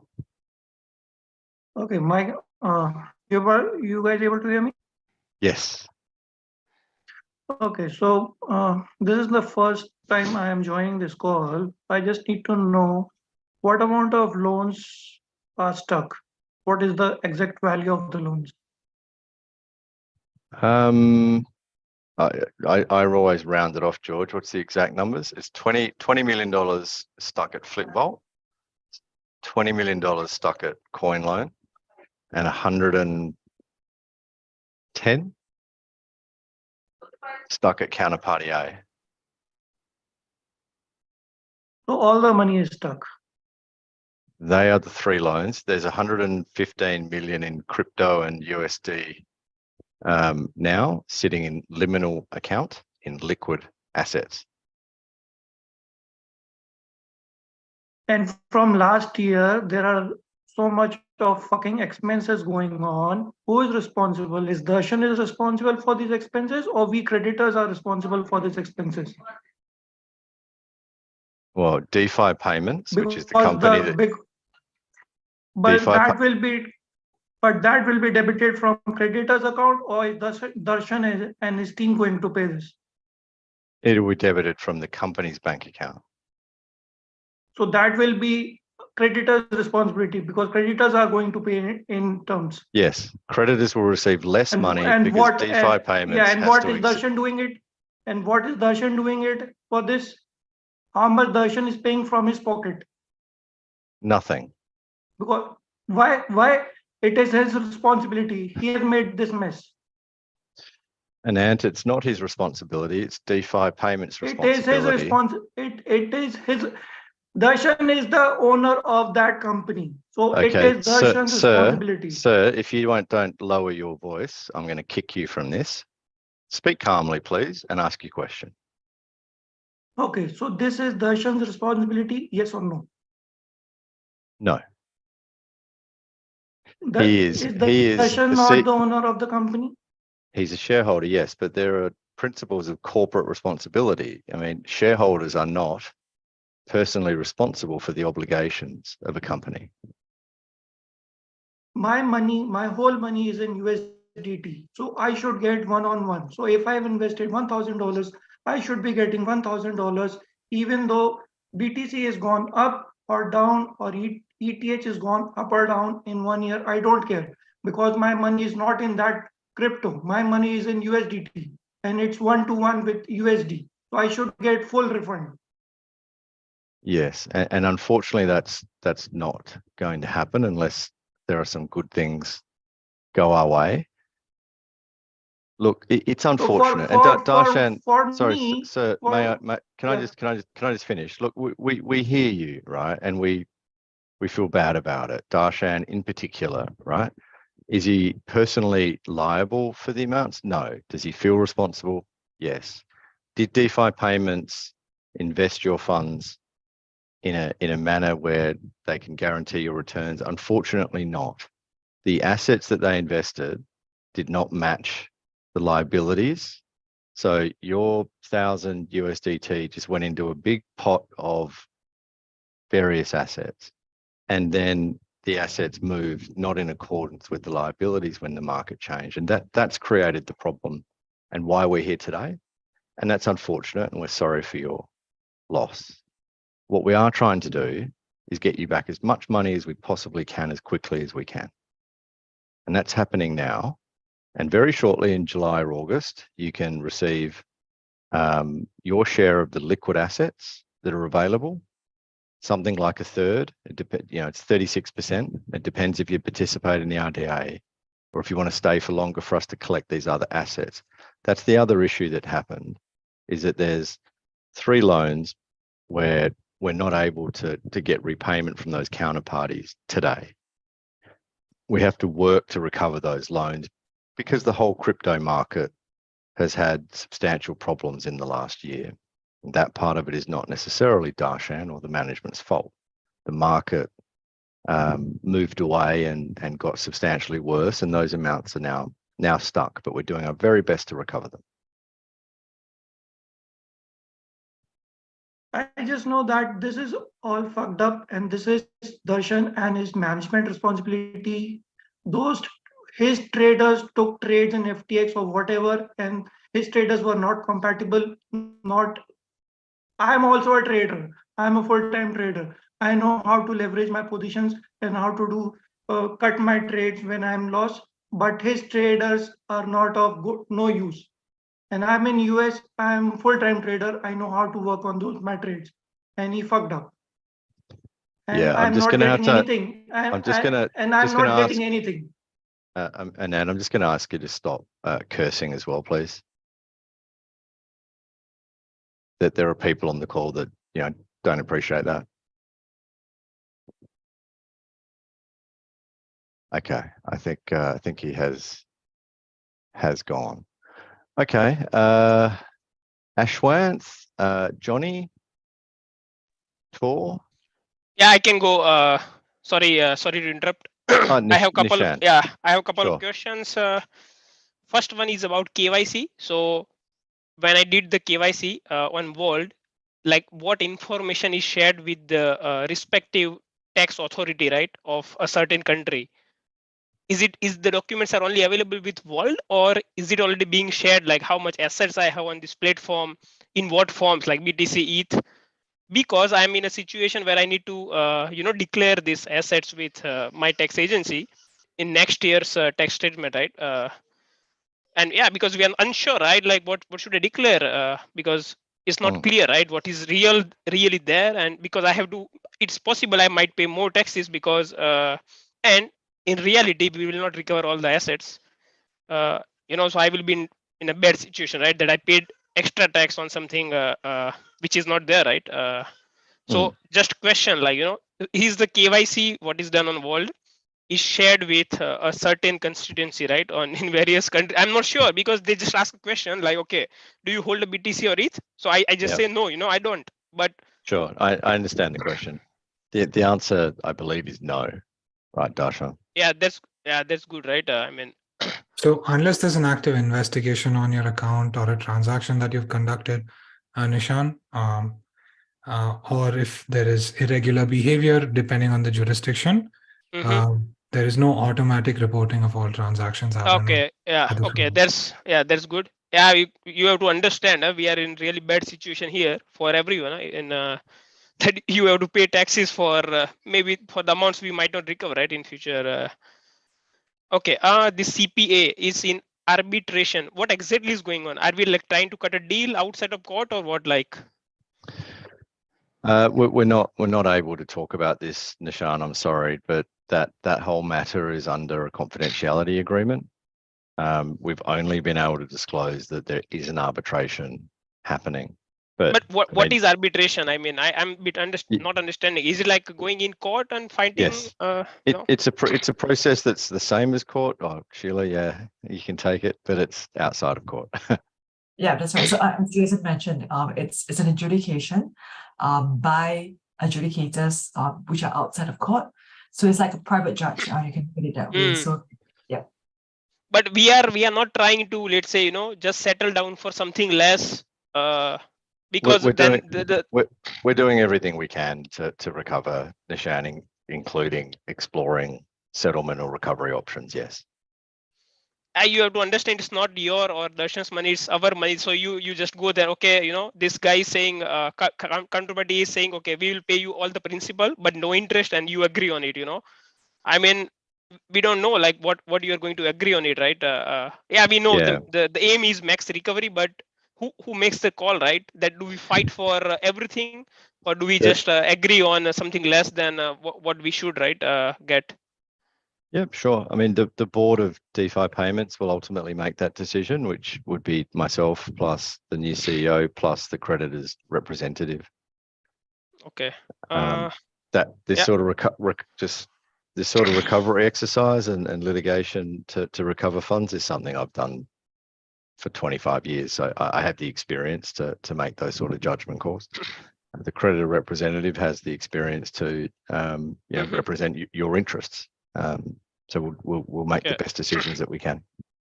Yeah, coming to RDA, now as I understood, this last recommendation to reduce the range of BTC and ETH because the assets have appreciated, right? Then it creates an arbitrage opportunity, gives advantage to a crypto holder than the stablecoin holder, which is not good. So everyone just gets similar recoveries, which is good, basically. So let's say the BTC was, let's say 20K, 1 BTC I have, and let's say Jason, you have 20K USDC. And if we both make, let's say, same bid, let's say 50%, whose vote is approved, right? First, the crypto holder. Because George, can you take this? Yeah. And sorry, let's just Sorry, you go ahead, George. Yeah, I can take this. So effectively, this percentage bid for BTC will be, and let's just assume that we are talking about 20K BTC as at 4th July and 27K BTC now, right? So as in the example that we had previously, where a 22 to 40% token bid range for BTC would be equivalent to a 30 to 55% bid range in USD terms. Basically, if you bid 50% on a 50% bid on BTC will not be the same as a 50% bid on USDT or USDC. Basically, a 50% bid on USD on BTC will be about 35%, 36% higher as a result of the of the price appreciation. So whereas a 50% bid on BTC on USDC will return you a 50% USD recovery as well, because USDC was $1 then and it's $1 now. So basically what percentage you bid is irrelevant, because at the end you are going to see that what absolute US dollar debt is removed on your specific behalf, right? So if I say 50% of my debt is gone and I get 50% back right now instead of 36, right, which is my ideal share. And same happens for BTC guy, right? If you really compare, let's say 35% with 50% of USD, you will say, okay, the BTC guy wins, right? But this is not something you should work, right? Or you are going to make, let's say, a spreadsheet where you say, okay, 36% BTC on this day when you do the acceptance of bids, right, is equal to 50% of USD, right? Based on the appreciation of price. Yep, let's say that. Okay, yeah, okay, I think it's clear. No need to. Yeah. Yeah, what's going on with this enforcement directory in India? I mean, guys, we are. I mean, this is all now battle about recoveries, right? Like what is there now, but the major chunk is not recovered. It's been like 1 year, and what progress we have made as crawl or Vault, because yeah, this is really concerning. I mean. Yeah, you guys are already burning a lot of cash, and yeah, what progress has been made on real terms, because we haven't heard that any recoveries has been made from any front, like coin loan, ED, neither CPA. Yeah, Nishan, a partial recovery was made in September 2022, just so you know. That's where the major contributing factor of the liquid assets come in. So you're right, the outstanding ones since maybe November or so haven't changed to this day, but we're on top of them. I'm not sure how familiar you are with the Indian justice system, but it's not efficient. It does take time. So with regards to the ED matter in particular, we're still waiting for a court date on some process, and we still don't have it. So there's really nothing we can do other than wait for these dates and have these our arguments heard and appeal if it doesn't come in our favor. And we're on top of all of the mentioned steps for each of the recoveries. Okay. Yeah, I think yeah, that was my questions. Yeah, thanks. All right. Thank you, Nisha. Okay. Ashwant.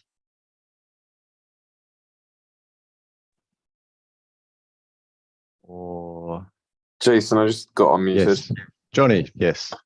Hey, dude. Hey. I've got 2 questions. The first one, I think you may have already answered, so apologies if you have. I just didn't quite catch it. Post the RDA, in the ex-post world, will you be publishing any information about the bids, like the levels of where the bids were and like what got filled? And obviously, I know that people may or may not want their names being disclosed or email addresses, etc. But would it say like, my initials JE bid for 600,000 USDC at 40% or something, just so that we can see that tabulated and you can identify at least your own vote? You wouldn't be able to identify anyone else's. No, we did get that question earlier, and the answer is no. Okay. We won't publish, but insofar as a creditor wants to get more information about why his bid wasn't accepted or partially accepted or whatever, he absolutely can ask. Yeah. And then between the crawl issuer services and the company, some information can be given to that person to explain it, right? But yeah, we won't publish all of the bids. Is there a reason to not publish? I'm not putting you on the spot, but you're saying sort of like if a creditor asks, you'll provide it. But is there a reason to not publish? I personally prefer it to be published. I'm just trying to figure out like if there's a reason why you wouldn't. Well, it's never been done before. You just don't publish that sort of detailed information. It's going to create a bunch of questions and work and headache for no reason. We've got a large global regulated independent party overseeing the process. So in terms of fairness, like, and me as well, like, a responsible court appointed officer effectively. So you can rest assured, and I know lots of people have questions about this, but that it's going to be fair. Oh yeah, no, I think to my point, my question isn't necessarily about I'm not questioning your credibility or any risk of malfeasance. I'm actually just questioning like implementate, like it just puts creditors' minds at rest of knowing that there was no implementation issue, no implementation risk. Like the scheme is getting, the RDAs are getting sort of slightly more complicated where you're bidding at different levels of tokens. But I just wonder, like, it might help creditors rest assured. You know what I'm saying? We'll take it on board, Johnny. I mean, we definitely will be publishing information about the RDA, right? X creditors took it up. This much money was taken up. This is the range of the bids. This is what it means for the other people. So the total information for sure, but providing individual bid information, my instinct says no, but we can take it offline and discuss it. No, it's not a huge point. It was just a quick question to understand that. Okay. And then the second question, and look, obviously, we've been back and forth a little bit on in terms of sort of token payouts, etc., and the RDAs. And it was just something you said earlier that triggered a question in my mind, and it may be something that you need to think about and we'll come back to later. I'm not sure, but if you have an answer to me now, that's great. Okay. But what, you're making me nervous, but okay. Despite our exhaustive conversations, we didn't cover this actually. You made a comment earlier that triggered it in my mind. You said, the post RDA, etc. Obviously, you work out, you pay out the monies, etc. The remaining creditors will be paid something between sort of 25 to 30% of their claim, etc. Right? Yeah. So whatever it is, the remainder of the liquid assets, are those remaining creditors being paid out in dollar value terms or in token terms? Because it will be a percentage of your, effectively a percentage of your 4th of July claim. Yeah, well, they get to choose again. They chose their tokens in the conversion exercise, and they'll receive those tokens. But if you didn't opt into the conversion, you get the one that you're sitting on now. Correct. But if I'm a Bitcoin holder, for example, and I've got one BTC, am I getting 0.25? Let's say the remainder of the liquid assets to be paid out post RDA is 25% of the assets. If I'm one BTC holder, am I getting 0.25 of BTC, which, as we said, has issues around price change? US dollar terms, right? Dollar terms. Okay. Yeah. So it's basically all in dollar terms. That's fine. Pretty much, yeah. Yeah. Cool. That was my 2 questions. They've been answered. Okay. Thanks. Great. Thank you. And thanks for your help. Yeah, no problem. Okay. Anyone else? Jim D, Thor, or Ashwanth? Can you hear me? Yes, Jim D. Oh, okay, great. Yeah. Super. If I could just follow up on Johnny's comment there, quick, I guess, about the vote results coming into daylight. He was referring to the not the vote, I guess. The RDA. RDA. It's I was going to ask about the vote. Like, is there any kind of, will we ever know, like, what percent was for, how close, neck and neck was it, that kind of thing? Yeah. The vote results will be published, but just the total vote results, not obviously the individual details. What does that mean? The total results? You'll get it'll be published at the court that 81% in value voted in favor, and 62% in value in number voted in favor, and therefore the scheme passed, for example. Right, because it's understood the remainder voted against. Yes. Yeah, and sorry, you'd also, I think you'd also be told how many creditors voted. So it might, yeah. Well, I guess because the percentages, sorry, Jimmy, the percentages are of those people present and attending at the scheme voting. Right. Okay. And that's broken down for each class. Yes. Okay. I think I just lost my train of thought there, but excuse me. So, all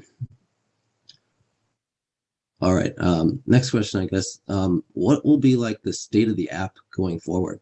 Like, are you planning on keeping like your app dev team like loaded like for the next 3 years, just keeping this thing going, updating it for the newest phones and everything, and like I mean, you said like we'll just be sitting around for 3 years, you know, or whenever we have to check in, I guess, to is it envisioned that this is something people need to keep on their phones? We might be getting communication through there, or will that come through email? Or I know there's I don't want to overload the question here, but I know there's like an opt-in requirement at the very end, and like we're going to have to get in touch for that. And like, yeah, well, what is? I think the most, and Darshan jump in, but very likely the app will remain and be used as a means of communication. It is also being used as a means of distribution.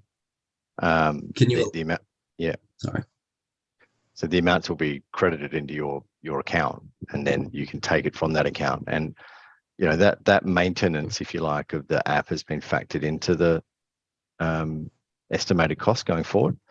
I think that would remain the most efficient way to do things. If that changed throughout and there needed to be a massive upgrade and half the creditors are gone, and you know we could just do it by email and whatever, we could change that as we go. But it's envisaged at the moment that it would remain effectively as it is. I see. So all those kind of procedural questions come before the board once it gets to that point.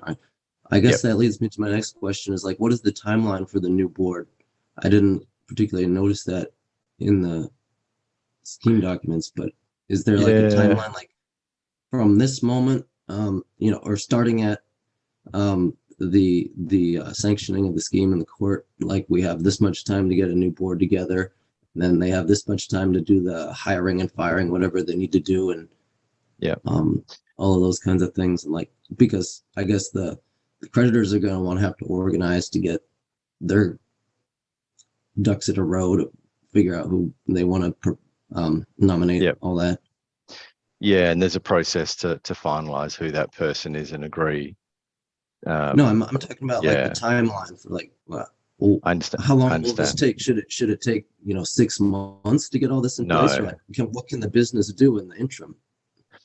Well, not much, right? Like we have to pay out the RDA and then a distribution, and then we need to continue on with the recovery efforts. I think the main function of that board, I mean, I think you would want that board in place within the quarter, because the board's role is to review the expenses and quarterly budgets, etc. So, right. Well, can I ask, like, do you have like a candidate in mind right now who you intend to nominate for the, or to appoint to the role of representative for creditors? So no, you're representative. The representative of the scheme manager. Me. I am the scheme manager. Oh, I thought it said like the representative of the scheme manager. Because there's like the CEO, the scheme manager's representative, and then there's the creditor's representative. Yeah, it'd be me, me or someone else from role. But yes, it's almost certainly me. Okay, so then the nomination has to be put forth for the CEO then. Yes. Yeah. Okay. And and his arrangements need to be settled, and then the net creditors nominee needs to be picked. I mean, I don't think, Sheila, we have a time frame in there within which it needs to happen, but it should be within, the 2 to 3 months following the scheme at the latest. Okay, so it'll be like a company with no board in the interim, and no decisions will be made. Because, Sanju and Darshan stepped down to sanction the scheme. So, I mean, you kind of want to have something in place, because if problems arise, you want decisions to be able to be made. You know what I'm saying? Yeah. All right, think back. We don't want to let us just think. There might be some. Let us just tighten that up. Yeah, for sure. One other thing I think I heard there were some like sponsorships you guys had done way back when. Like I remember getting an email about a year ago this time from like Alfa Romeo or something, like you could win a ticket or something. It's like, are any of those things still in play? Like, will there be income from any of these investments that Vauld had made years gone by? All that, is that part of the scheme in there, in the language? Yeah, Jim, those were marketing expenses and they are not recoverable. So it's like just putting Vauld's name out there. Yep. Yeah, okay, I got you. When let's see. When it comes time for a distribution,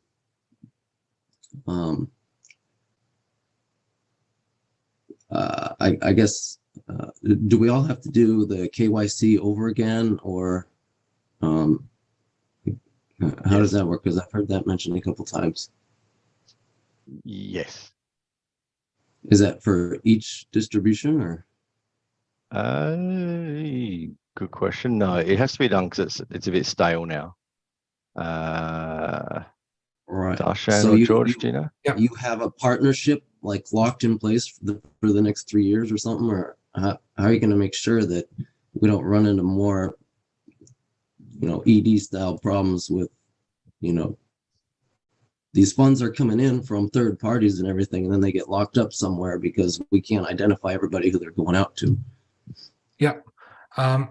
So because most, I think above 90% of the KYCs are older than 12 months, we will be refreshing it tentatively once every 12 months. So if there are 2 distributions within a 12-month timeline, it's highly unlikely that you'll have to KYC again. But if, let's say, distribution 1 is Q3 this year and distribution 2 is Q3 next year, you'll likely have to KYC again. I see. So there's like a third-party platform or provider. Not just third party. So, and you intend to like maintain that relationship and all that. So are there funds set aside for that? Yes, there are. Not just that. Not all of this can be automated, Jim. So some situations require manual intervention as well, and we've budgeted for all of that. I see. And then is this like, this is out of like the 10 million, right? It's all one big lump thing. I know a chunk of that is for this auditor. I think it said like 150,000, but I was kind of confused because I read there that like the retainer is like 7,500 and then it's like a per incident fee or something like that. Is that something like where? Jim, I think you're mixing 2 agreements. The auditor was an estimation, just so you know, whereas I think you're talking about the contract with the independent assessor where there are certain disputes that need to be resolved. So that's probably that. Yeah. Yeah. The different contracts. Okay. So which one is it then with the assessor? Is he the 150K or is he like the per incident expense? So will the balance of the 150, assuming it's less than whatever that threshold of actionable hours he has to put in, does that fall back then into the pool of liquidity? Yes, and look, we're going to do everything we can to keep expenses as low as possible. The creditor's representative has to approve the quarterly budget, including all of the expenses. If he doesn't like that auditor at 150 and there's something else we can do to make it cheaper. No, I understand all that. I was just curious because like somebody pointed out that the assessor is like on a per incident thing. So if you keep the number of disputes down or whatever, that minimizes that. But then they said, well, the 150K, it gets paid up front, before anything else happens. So it's like, I guess the 2 different people. What you're telling me is that it's set aside for that, and then it's drawn down, and then whatever isn't consumed is back into the into the pool. Right? Correct. That makes sense. Okay. And then I guess you said then that the the outside audit is not being considered anymore. That's been deemed unnecessary. Yeah, I mean the assets are on chain.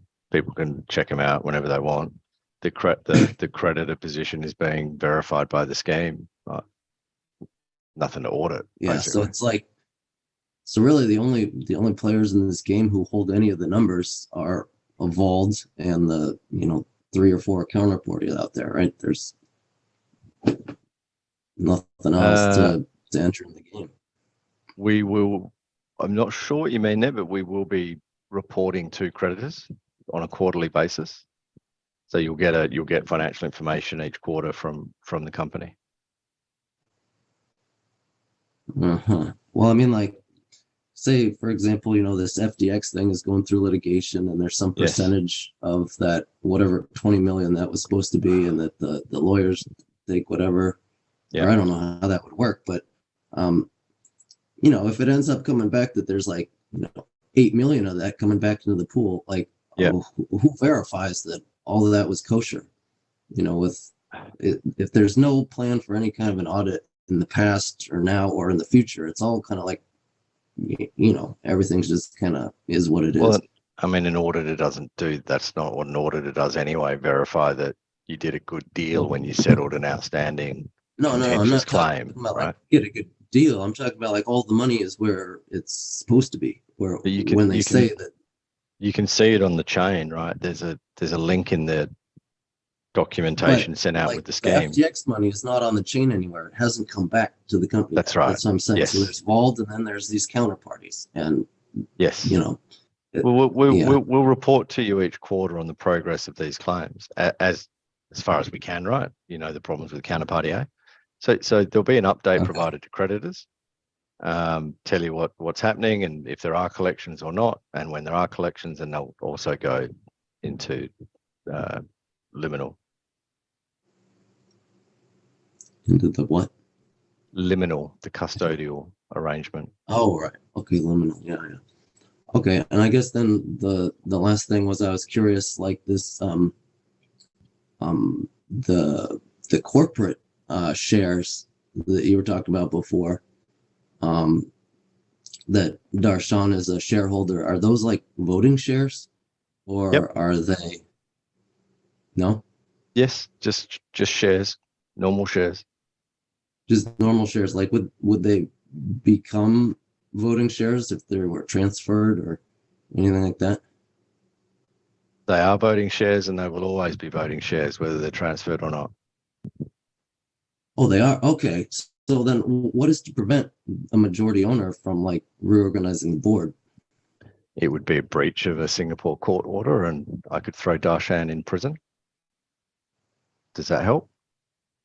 Okay. So if he ever wants to sell his shares, the new owner would not have any input into the company? There's a scheme of arrangement that until that scheme is fully implemented and executed, then that is what the company has to do. So somebody can buy those shares, but it doesn't change what is agreed in the scheme. Okay, I get it now. So like after the 3 years, everything just goes back to normal. And yep. Yeah. And for 3 years, I mean, we collect all the assets, we pay it all out to creditors. If the new business is started and it's successful, any profits from that go to creditors. If there's a token issued, goes to creditors, all during that 3 year period. The 3 years can be extended if it's necessary to continue the collection by the board. But otherwise, yes, at the end of that, we've collected all the assets, done everything we're supposed to do, then the scheme would end. Okay. Darshan would be the proud owner of a company with no assets, and I mean potentially the new business would have created some value there. Yeah, well, I guess it's like, it's kind of a crazy corporate structure. There's sister companies and parent entities and all that stuff. So yeah, you do kind of wonder, but what about well, I'll just leave it at that then. Okay. Let you take your next caller. Thank you. Thank you, Jim. Elias, you've popped your hand up.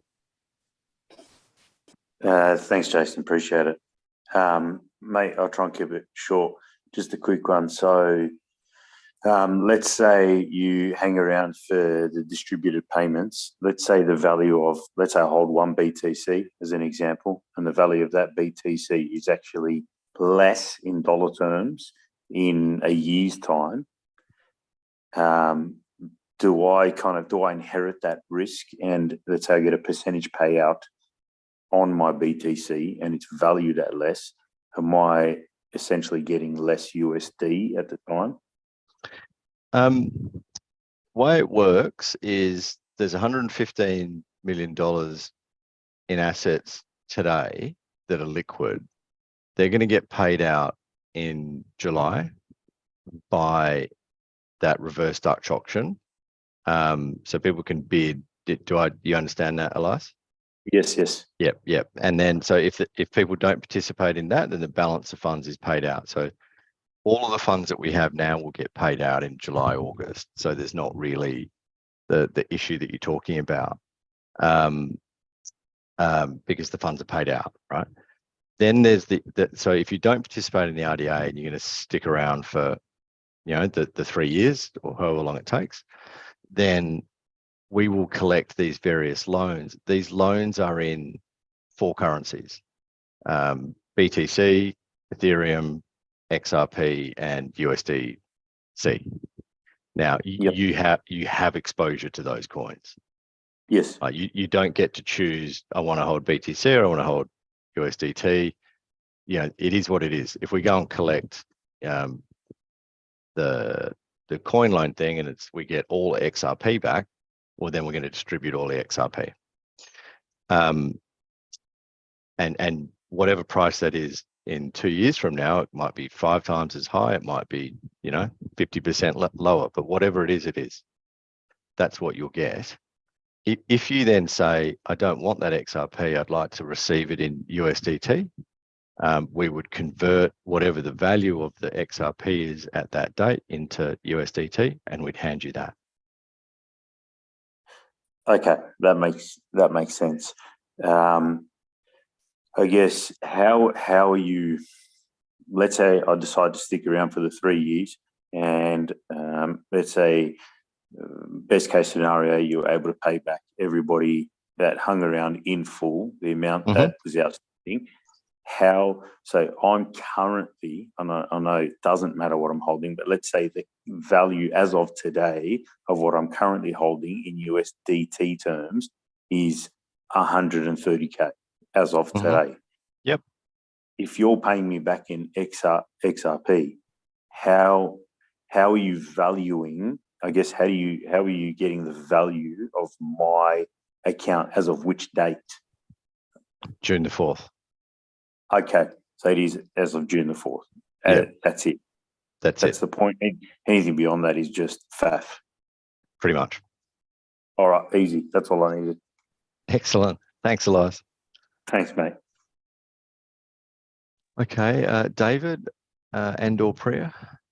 Jason, I'll jump in quick, so I need to run. So and also I appreciate it's getting late for you guys. So I think you're getting questions on publishing the RDA and that side of it, because again, people are concerned about, in the top 20 creditors, there was one creditor where you had the name of the person, and there's this big conspiracy where I think people are thinking it's Darshan's mum or aunt or someone, and they're going to fix the RDA so that gets repaid. So is there any reassurance you can give that it will be a completely transparent procedure, just so we can knock on the head some of these rumours, if you like, about why one party was not disclosed, etc.?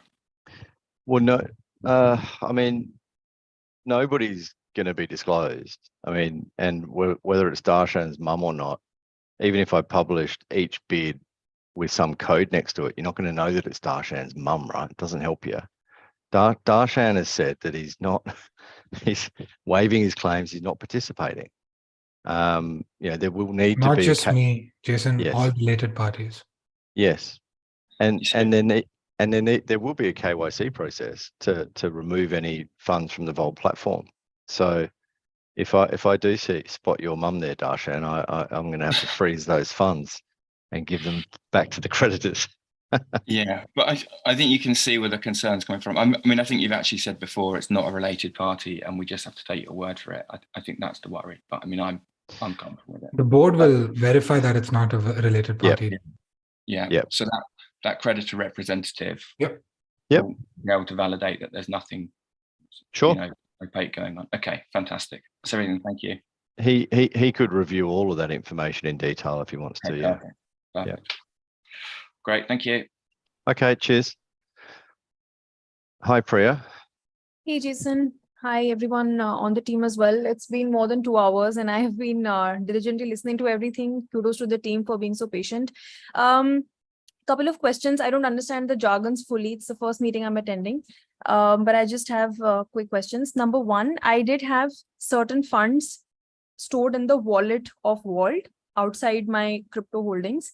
What becomes of that? Am I also eligible to get that back in whatever shape and form, or is that out of question? When you say funds, So the wallet, the Vauld wallet, like I had put some money to invest in crypto tokens, but then I couldn't for some reason, and then this whole mess started happening, right? And then I lost access to those funds. I want to know what becomes of that direct INR currency that I hold in the Vault wallet.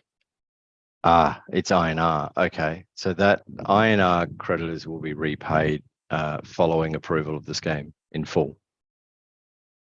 Okay. So that is outside this whole 36%. It is, yes. That is completely coming back. Okay. Yes. And the other question I have is that, just to summarize, and please bear with me, this whole process of, step one, step two, I'm looking at the Vault simple sample calculator that is there on the website.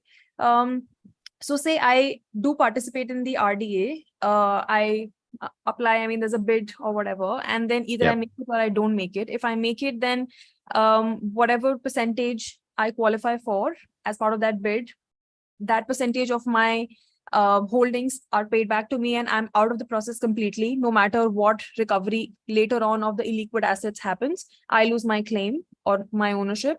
But in the event that I apply and my bid is rejected, then what happens? Do I wait for other creditors who did not apply for the bid, and after them, do I get a chance to recover, or am I just like considered never applied for the RDA?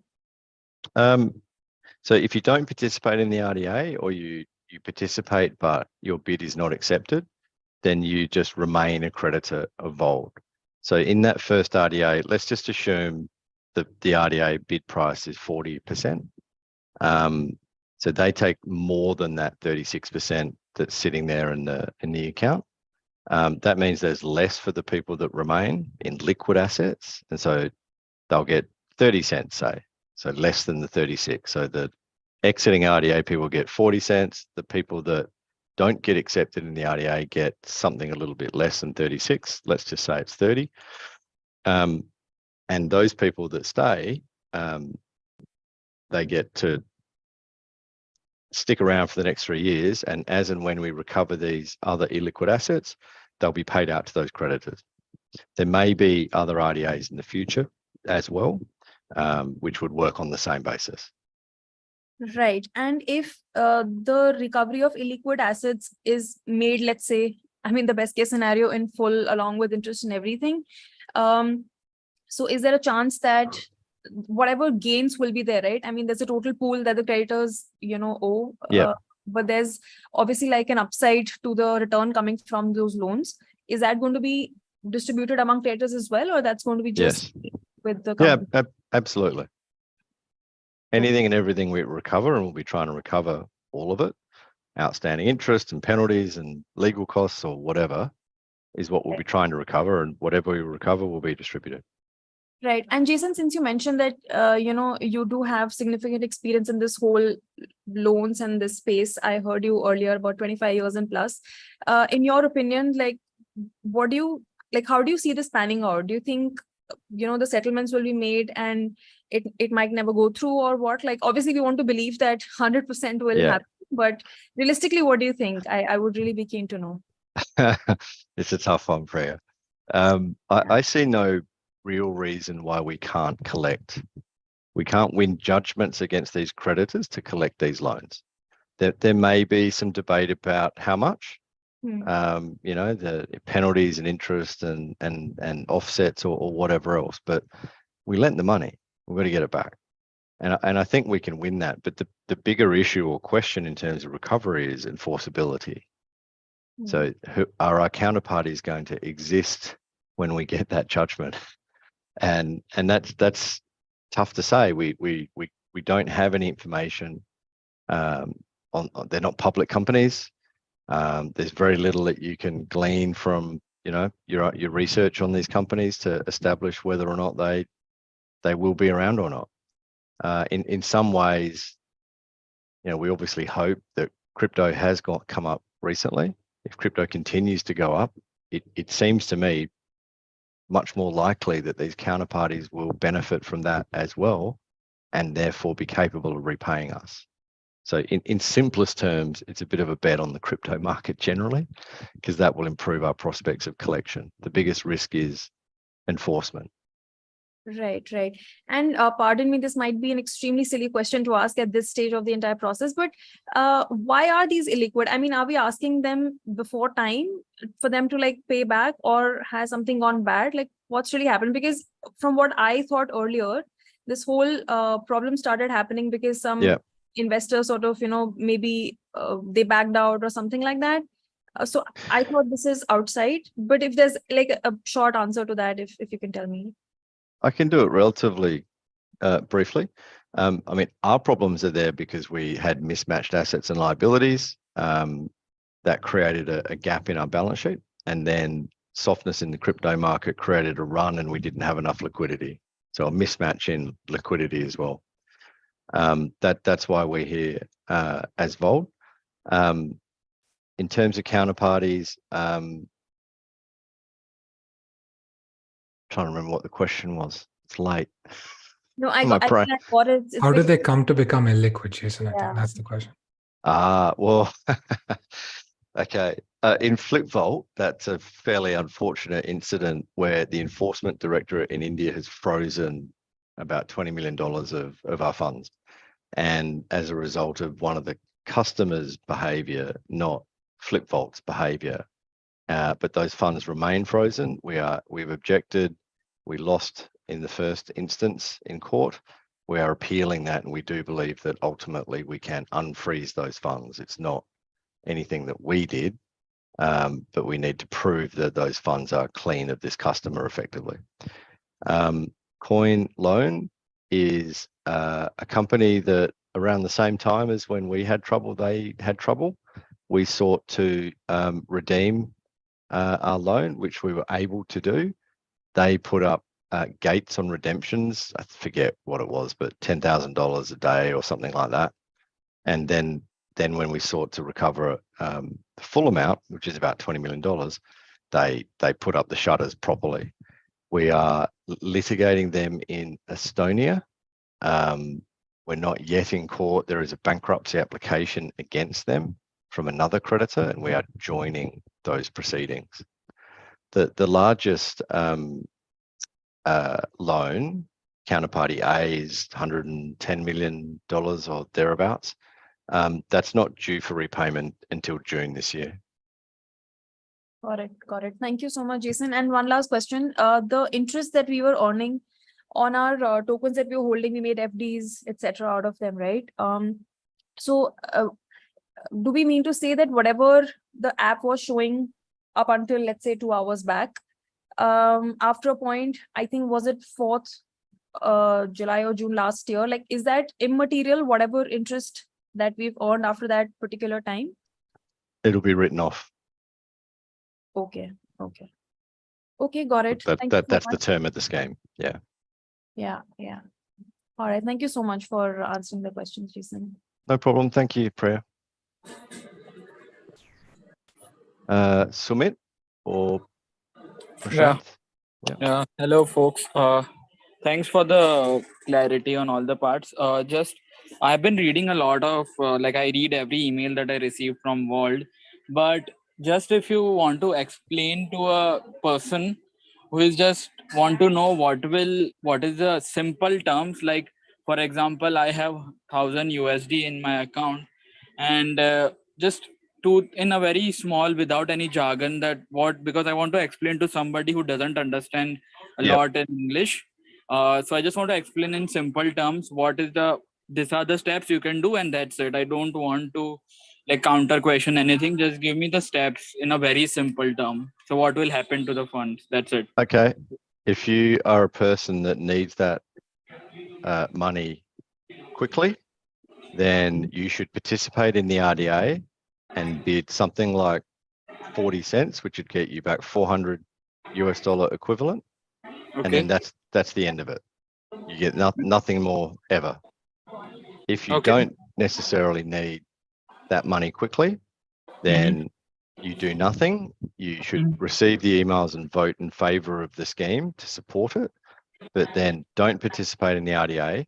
You'll receive something less than that $400. You'll receive $250, but you would then be entitled to receive any future distributions from the recovery of other assets that we hope to recover in the next 3 years. And if we recover them, then you'll receive a lot more than that $400. If we recover all of them, you'll get $1,000. Understood. So in the 3 years, who will this company will be given to anybody else under Singapore code itself, which will be managing everything? Yeah, I'll be one of the directors. The creditors can appoint another director, and there will be a CEO that will be appointed. So there'll be 3 of us in control of the board, and therefore the company and collection and distribution of those future assets. Okay, so the thing, so the Mr. Darshan and every old team will be not at all and will be there available in any way in this company, correct? They won't be directors. They're resigning. They won't be employees. They will be available to continue to help with collections because we need them to, and that's it. Understood. And just the last question which I got was that whatever has happened, so we have will be able to recover all the amounts that creditors have in the Vauld in the 3 years. Is it available, or we are just having an assumptions of recovery? Assumptions. Okay. We might recover nothing. We might recover nothing. Okay, and in a very layman simple terms, it has happened because of market cash and liquidity and what happened in India when they freeze the account. That's what the 3-4 things which have happened to this situation, correct? Yes. Yeah. So thanks a lot. I was just wanted to understand, because if you guys appoint new one, so I think there needs a lot of capabilities around this crypto ecosystem to run a company like Vauld. So this will help us to make a decision if you want to go first or wait for it. Thanks a lot, Darshan and Jason. That's it. Okay. Thank you so much. Prashant, you're the lucky last, I think. Hi. Oh no, there's sorry. one more. Go ahead, please. So I have a few questions. So might actually be end up repetitive questions, but since I want to get exact answers from you guys, Okay, sure. I've ended up asking the questions. So just a layman's term. So as of now, I have the complete holdings as XRP and nothing else at all. Okay. So I want to say actually recover everything back in XRP itself, not in any other currency at all. Okay. So what is my best way to take this forward? I mean, RDA, it doesn't exactly help me. So be the best way that you would suggest. Do nothing. You don't have to change your coin because you want to keep XRP, so that's fine. Do nothing and you will keep getting XRP distribution in August of the liquid asset amount. You don't have a choice. The illiquid assets are in BTC, XRP, Ethereum, and USDC. So you will have market exposure to them. You don't get to choose for the illiquid assets because we don't get to choose. But if you later in say 2 years, we go and collect all of that and we want to pay it out and you want to receive XRP, well, we'll pay you XRP, but we'll go and convert whatever we've got into XRP at the price later and then give it to you. Okay.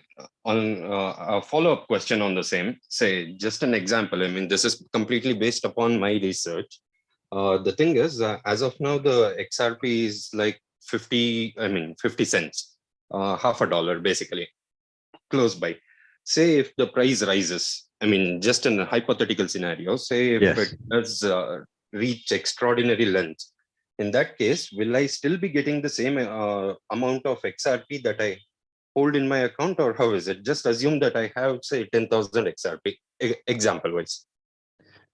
You'll get the relative proportion. But in George, I'm tired. You Yeah, help out. sure. Sorry, if you could I mean, repeat I the can last bit of the question. re-explain the question if Yeah. necessary. He's got 10,000 XRP, George. How much does he get? 10,000 XRP. And he's saying that it's a situation where XRP price has increased by quite a lot. A lot, yeah. Well, to the extent that the XRP price has increased, you get your purpose distribution back in XRP. So the value of that will have increased. And when you're talking about what you get back from illiquid assets, XRP would have gone up. We have a fixed number of each kind of tokens from illiquid assets, and when the XRP value goes up, I'm just assuming for the purposes of this example that everything else stays constant, but I think in reality there are going to be concurrent movements as well. But the value of the XRP that you get back, specifically however many tokens that you have a share on, share of in XRP, that the value will have gone up. So you will get that back. Okay, so if I'm understanding this correctly, so I have 10,000 XRP, and if the price let it reach any number of dollars, but I would still end up getting the 10,000 XRP back. Is that correct? No, that is not correct. Your 10,000 XRP will be converted to a USD number based on 4th July prices. That USD number is going to be divided by the total USD claims, and that gets you a percentage, right? A percentage share of liquid assets and a percentage share of illiquid assets. As a result of the initial RDA, that percentage, if you don't participate, that percentage will increase to account for those creditors that left in initial RDA at discounts, and that increased percentage will be applied to whatever liquid assets are left and given pari passu to you. All right, and that same elevated percentage will be used on recoveries from illiquid assets. Now, for the purposes of simple explanation, let's just assume all illiquid assets are realized at one shot, and which means that you will take your percentage share of the illiquid assets, apply it to each bucket of tokens. If we have 1,000 BTC coming in, and your share is 5%, you will get 50 BTC, and etc. etc. etc. So for example, if you have if your share is equivalent to 50 XRP, and the value of XRP has increased, then your USD recovery on that value of XRP will have increased as well. Well, this doesn't exactly make sense. Just because the quantity of XRP still remains the same, am I right? Only the price has changed. That I do get it, but the quantity of XRP is still the same. Be it say liquid assets or illiquid assets. Whatever you have given to other companies as loans or probably any other thing, that would still remain the same. Am I right?